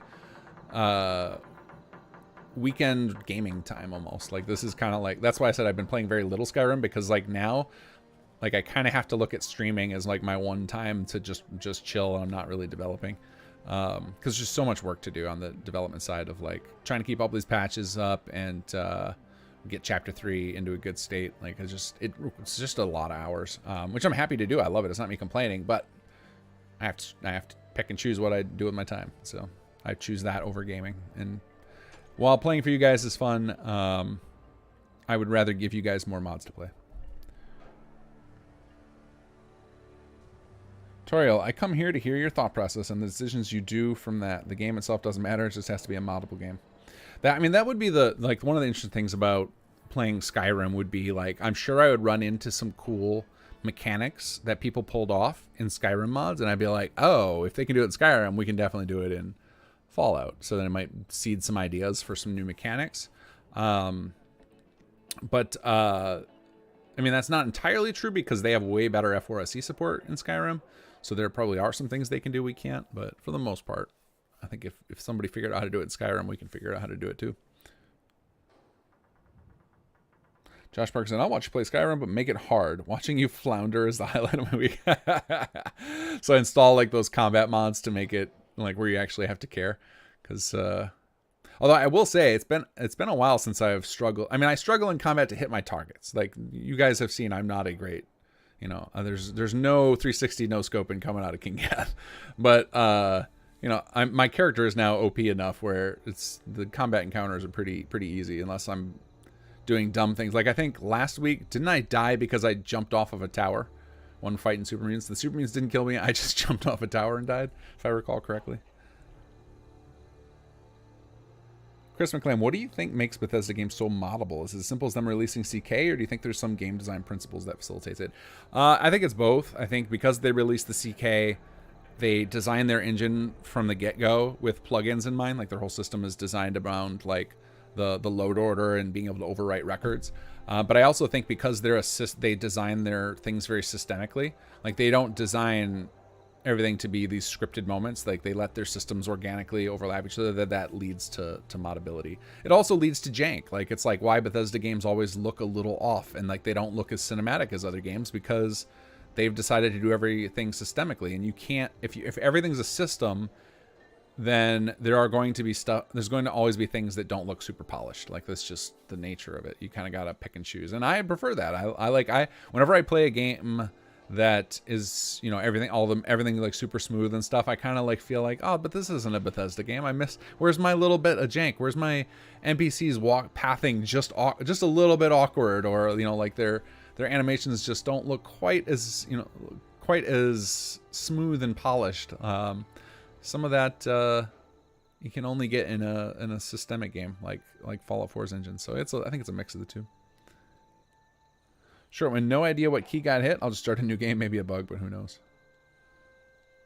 Yeah, that's I unfortunately don't have any help beyond that of hitting that. I guess we could add we could probably add like a HUD reset tool to Sim Settlements 2 in the future, where it just like takes all the settings, restores them back to default, so that you can try again. Like that might be something we could add, but. Sonic Film, about 1/3 through a new playthrough and have several mods, maybe 20, have largely ignored settlements. Is it too late to add SS2? If you started out with Workshop Framework, I think you could add SS2, but I would give you the same advice that I did to Coogan, which is plan for a little bit with it and see how it feels. And if you start to feel like things are breaking in your save file, uninstall, roll back to the last save before you installed it, just to be safe. Because like I don't want anybody to have their saves get ruined. Like that's the worst feeling. The other day I had an issue with for some reason Skyrim or Steam moved all of my Skyrim saves, and I thought I just lost them all. And I was like, that's such a buzzkill. Like I don't think I want to play anymore. And then I searched for the file extension and found them. Steam had just put them in some weird folder. So like save files are sacred. It sucks to lose them. So I don't want to encourage you to lose them. But, you know, we test a lot to make sure that SS2 can be added, because when we first launched it, most people would be adding it to existing saves. So, like, we want to support that, and then anybody who finds the mod. But, like I said, I think adding any big mod, any scripted mod, you should just be careful. And if you love the character, make sure you keep a copy of that save file. Just don't overwrite your existing save. One of the ways you can help with that is to do manual, if you're on PC especially, is do manual saving with the console. Because then you can name it. So if I bring up the console and I type in save, I can name the save anything I want. So you could load up your save before you install SS2 and type, you know, character name, or, you know, like, or whatever your character is or whatever, and then like pre SS2, and now you have a save file you can always come back to after you've uninstalled the new mods, something like that. Like that's what I would recommend folks do. And like I said, Workshop Framework is an exception because it's replacing core gameplay scripts, and so like we've tested and it works, but again, I feel like it's safest to have that baked in. Same way I feel about unofficial patch. Adding that after the fact, I think you're likely adding more trouble than it's worth. Darren Lawson asking, Sim Settlements for Skyrim, one more project for you. Yeah, after the you know, this project started out as something I thought I was going to be able to accomplish in a 6 to 12 months, and now we're on what, year 7, year 6? I don't know how long we've been doing. I feel like this is just my life now. I've been working on this forever. I guess I can always measure it by how old my kid is, because I started working on it like a few months before my first kid was born. So, or maybe I released it a few months. I think I released it in March and my kid was born in July. So it's like just a few years younger than my oldest kid. So Sim Settlements is about 5.5 years old now. But anyway, I set out with a 6-month project in mind and turned it into what's going to end up being the larger part of a decade by the time we're done with Chapter 3 and I'm done bug fixing everything. Sonic Phil, I did start with WSFW to fly through when I do build. Oh, cool. So you had Workshop Plus and Framework, as well as the unofficial patch F4C. I'm on PC. Thanks for the save tip. Yeah, I think you're in good shape then. Having Workshop Framework baked in, that's like so what I do with Workshop Framework is anything we need for Sim Settlements 2 that I think could be universally useful, I try to put it in Workshop Framework, because that lets more modders use the code that I've written without having to parent to Sim Settlements, and it makes Workshop Framework more useful universally, so that way you know, folks will continue to feel like, I understand that SS2 is always going to be a semi-polarizing mod, because there's a lot of old school modders who are terrified of adding scripted mods to to Bethesda games because of their history. Like with Skyrim, it was it was risky to run a lot of scripted mods. Fallout 4 I think is phenomenal at it, so I don't worry about it a ton myself. But other than the fact of installing them later, I also think that Sim Settlements does so much now that some folks are feeling like we've stepped out of our bounds. So like I get that not everybody's going to want to have SS2 installed for every playthrough, but Workshop Framework, I try to make sure it's universally useful for everybody. That the gameplay plays as close to vanilla as possible while adding enhancements. So yeah, it's good that you've got that baked in, and I think that gives you a good foundation save to try, and then you can roll back if need be. Matthew Hawes, hey, I have literal 100 defense, but my settlers won't stop complaining about not having enough security. So the defense score requirements, if you're playing SS2, are much higher than they are in the base game. This is one of the reasons that I've added this new report. So I'll show you this. So this report is coming in Friday's patch, and you'll be able to see the actual needs of defense, because the vanilla HUD doesn't show you how much you need, right? It just all you can see is the numbers red or it's green. And with SS2, we have more detailed mechanics about what the settlers need. So we call it dynamic needs, which is basically the more you build, the more your settlers expect out of you. So it makes it so that your settlement constantly has something for you to do. Because that was one of my core complaints about the vanilla game is once you built the place, there was no reason to visit it again because it never needed anything other than to drop off your junk. So there was never anything to build more. There was nothing changing, and so dynamic needs was born of that. But you can see like this settlement needs 362 defense. So the needs are quite a lot higher if you're playing with SS2 than they are if you're just playing the vanilla game. So right now this is why we have the HUD in SS2. If you're not playing SS2, then I don't know what to tell you. But you can see on the left there, we've got our little HUD. If you're not running HUD Framework, then you wouldn't see that running SS2. You got to have the mod HUD Framework to see all of our custom HUD pieces.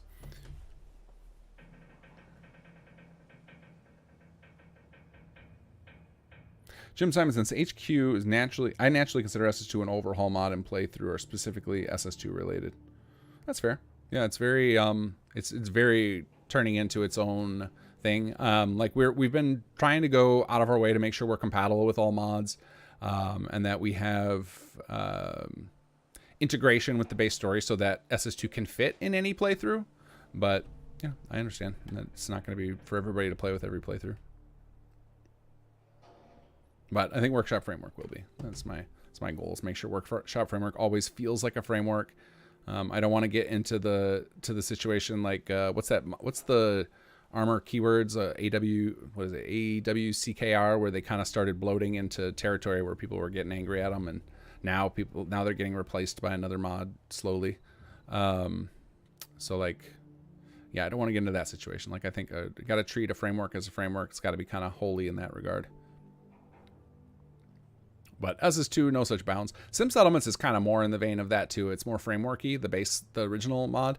But SS2, once we started adding story content, like that went out the window. Like it's a big overhaul. Now again, like I said, I think we're a friendlier overhaul because we don't edit a bunch of vanilla stuff, and we are very cognizant of immersion. Like we reference things that happen in the main story, and we don't make up our own. We try not to. We may have made some mistakes. We try not to break any lore in Fallout 4, so that it can feel at home in any playthrough. I think that's also one of the reasons that I'm exploring all these different paths to getting through it. Like, we want to talk about adding like a skip for HQ and, all these different options to control it, is because it also can be something like one playthrough you want to go really in depth with SS2 and play with all the mechanics, and another one maybe you just want it to be lightly there. Like, I just want to use it to build up some city plans. Maybe I'll do the Jake quest line, but I'm not interested in diving deep on all the mechanics. Like, look how many hours that we've spent in the last 3 or 4 episodes just tinkering with our plots and trying to get the makeups correct. Like, it can be quite an involved playthrough. And this is also why when I talked about doing like a hardcore playthrough, that I would probably also alternate with an easy mode one, where I show you guys how light Sim Settlements can be, or SS2 can be, or it's like how minimal you can actually do. Turn all the options onto easy mode and show you guys what that's like as well, because that, I think, blends really nicely into a playthrough where you're focused on other things. Like if you want to play through a bunch of other... What is do you guys see that going across the middle of my screen? There's some weird floaty ghost looking thing just went through flew through the middle of the settlement and disappeared. But anyway, I think SS2 with the automated setting turned on, I think can fit really nicely in any playthrough where it's just like you kind of hand off each of your settlements to SS2 to handle and don't think about them again other than coming back to revisit to see what they look like. Kilo 1158. I figured out the scrap only HUD issue. I changed the resource complexity to component mode and was able to use the cycle detail HUD to get the categories back on the HUD. Okay, cool. Jim Simon, I agree. It's very friendly, but there's a lot that has to be done. It seems hard to do anything other than the SS2 focused content. Yeah, well, like I said, I'm hoping that we can support it and make sure people understand all those options. But that's part of why I think I want to have 3 different playthroughs on my channel for people to watch through, so they can kind of like choose your own adventure, pick the experience you want, and see what it's like. Maybe when I have all 3 playthroughs up, people will see like, oh, that one appeals to me or that one appeals to me. Especially in the first handful of episodes. Like at this point, you know, it's been, what, probably 12 episodes since we've had any significant story advancement. Like now I'm just kind of taking my time and tinkering. But I imagine the first 5 or 6 episodes of each of those series will give people a pretty good picture of what to expect on their involvement level.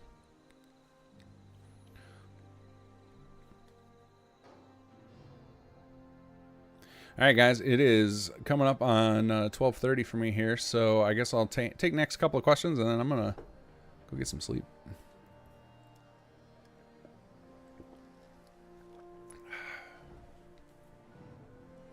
Oh, I see Mod Hunter Workshop Plus updates. There's going to be a minor Workshop Plus update on Friday, mostly just to add this this change I came up with for the flight system to make it more reliable.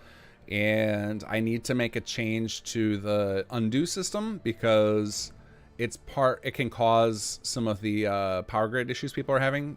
An oversight that the undo system can persist items for a lot longer than folks expect. So the undo system in the next patch is going to be defaulted to off so that people get a chance when they turn it on to be warned about that.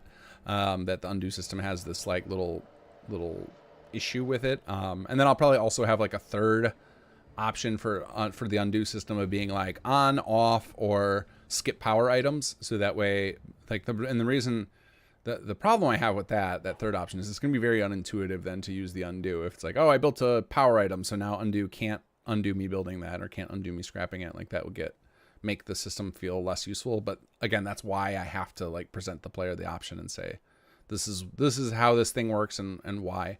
I'm really bummed I still haven't thought of a way to make flight work, like not have that Pip-Boy issue of if you try and open the Pip-Boy too soon after you exit flight that you get stuck in this animation state. Because like that's what has held me back from putting out Workshop Plus in regular release on Xbox. Right now, the only way you can get it on Xbox is to go favorite it on Bethesda.net first. And so not nearly as many people have it on Xbox, even though I'm sure things like the flight and speed and the free build mode would be super useful for them. Just that flight. I guess I could probably put in a script to like disable flight by default and do the same thing I'm describing with this undo of like on Xbox, if you enable flight, give this big warning, be like, use at your own risk, blah, blah, blah. That might be a way I could get around that issue. I've been hoping that I would learn something doing all this development of SS2 that would help me solve that problem permanently, but it has not happened. Excuse me. Nick Carter, does the wife also enjoy gaming? No, she is not a gamer at all.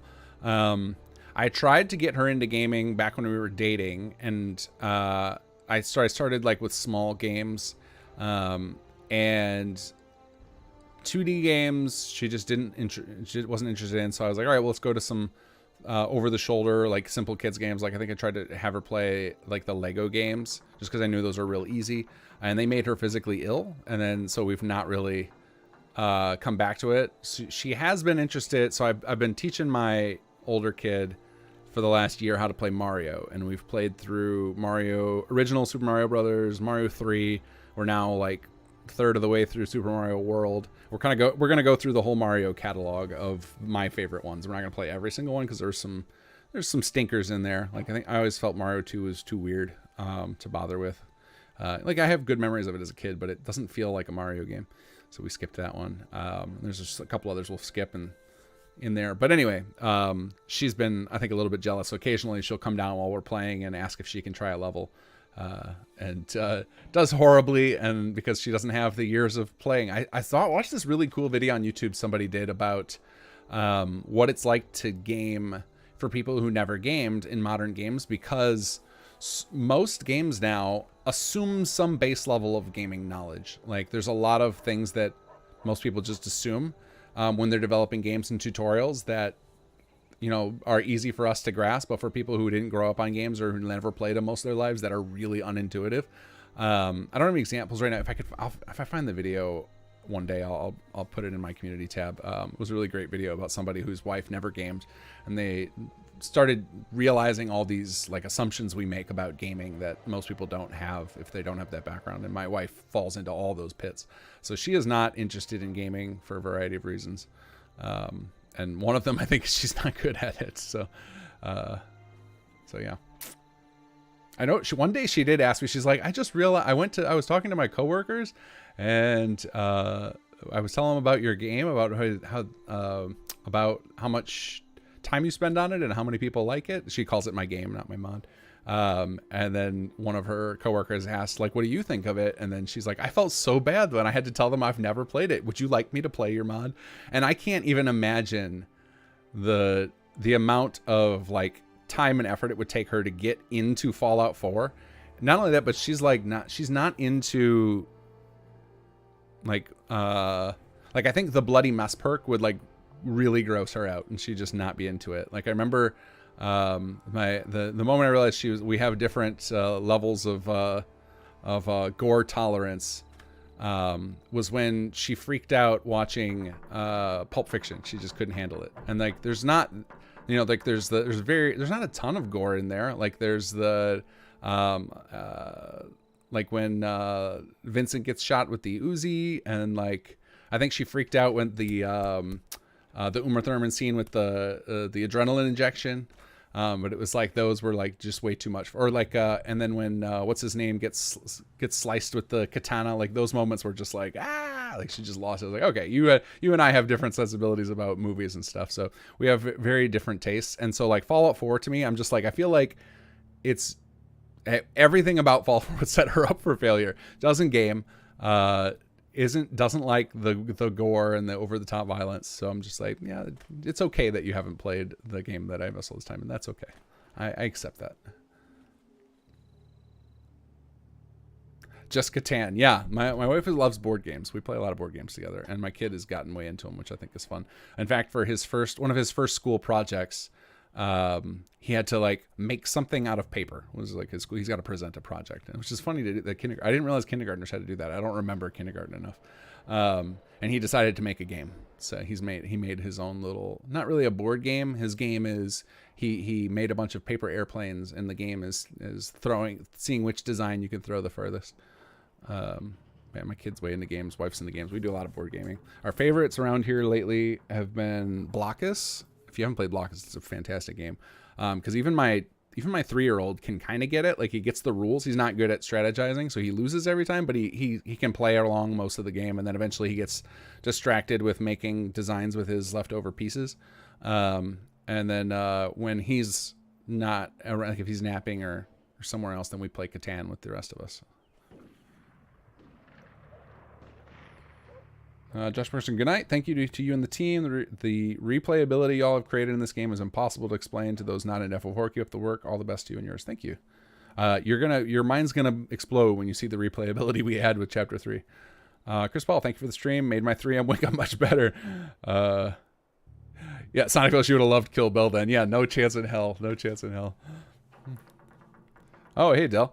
I think that gore is another one of those things that us gamers get desensitized to. It's easy to forget that non-gamers aren't exposed to it nearly as much. Yeah, for sure. Like, I remember when back in the, what was it? Like probably the early 2000s, there was like all that, or maybe it was earlier than that, maybe late 90s, all that debate about gore in video games and like how they should be banned everywhere and everything. And like that was happening in the US. Like, so yeah, the acceptance of gore, I think it's not only because, and maybe it's because of video games, but I also feel like a lot more movies have embraced it more openly. Like it used to be like something that you would only see in horror films. And I think that's something you'll see more in, you know, it's still R-rated cinema, but like more contemporary stuff that like more people would watch. It's probably happened partly because of video games has desensitized all of us to it.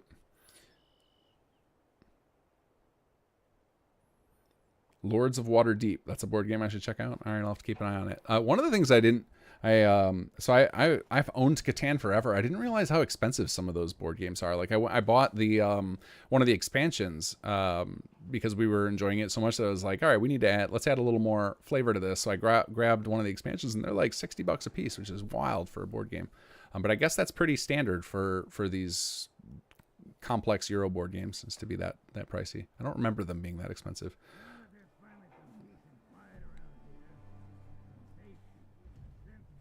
Australia has pretty strict censorship in video games here.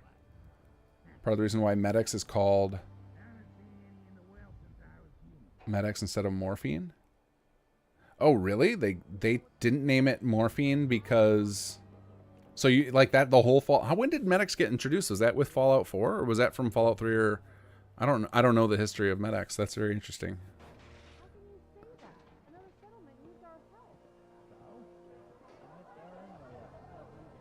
Mortal Kombat started the gore drama. I thought it was Doom. I thought it was the one. I think that one was like a double whammy. I think people were like, oh, there's Satan symbols in there and stuff. Doom, I remember, brought all sorts of crap down on the game industry, but I remember there was almost legislation at one point, and then I think they dodged it by adding the ESRB system. I remember when that got added, and that kind of turned the temperature down when games started to have the ability to put an M rating on the box.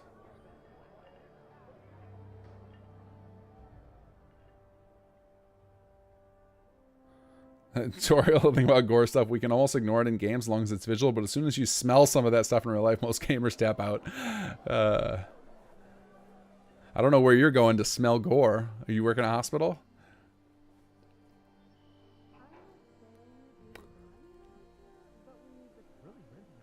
Interesting. All original Fallout 1 drugs had real-world counterparts. Until Australia stepped in, they had to have original names instead of the real-world ones. I actually really love that move that Bethesda did with Fallout 4 and like made everything unique. Like there was a lot more, and I think in Fallout 3 they did it too, but in Fallout New Vegas and the older Fallouts, everything was very, very tied to real world, like real world weapons and a lot of real world stuff. I like the fact that Bethesda's kind of taken it and like, no, let's go almost all fake stuff, like fake versions of guns, more stylized things, fake versions of foods and chems and stuff. Get rid of all the real world references. I dig it. I like that they've created this whole alternate universe. It feels good. All right, guys, I think it's 12:30, so time for me to wrap it up. I will catch you all next week with another stream, and hopefully we actually solve our water problem. Seems like every problem I set out to address, it takes us two sessions to get to it. So maybe next week we'll actually set out and do those HQ missions. All right, guys, I will catch you all later.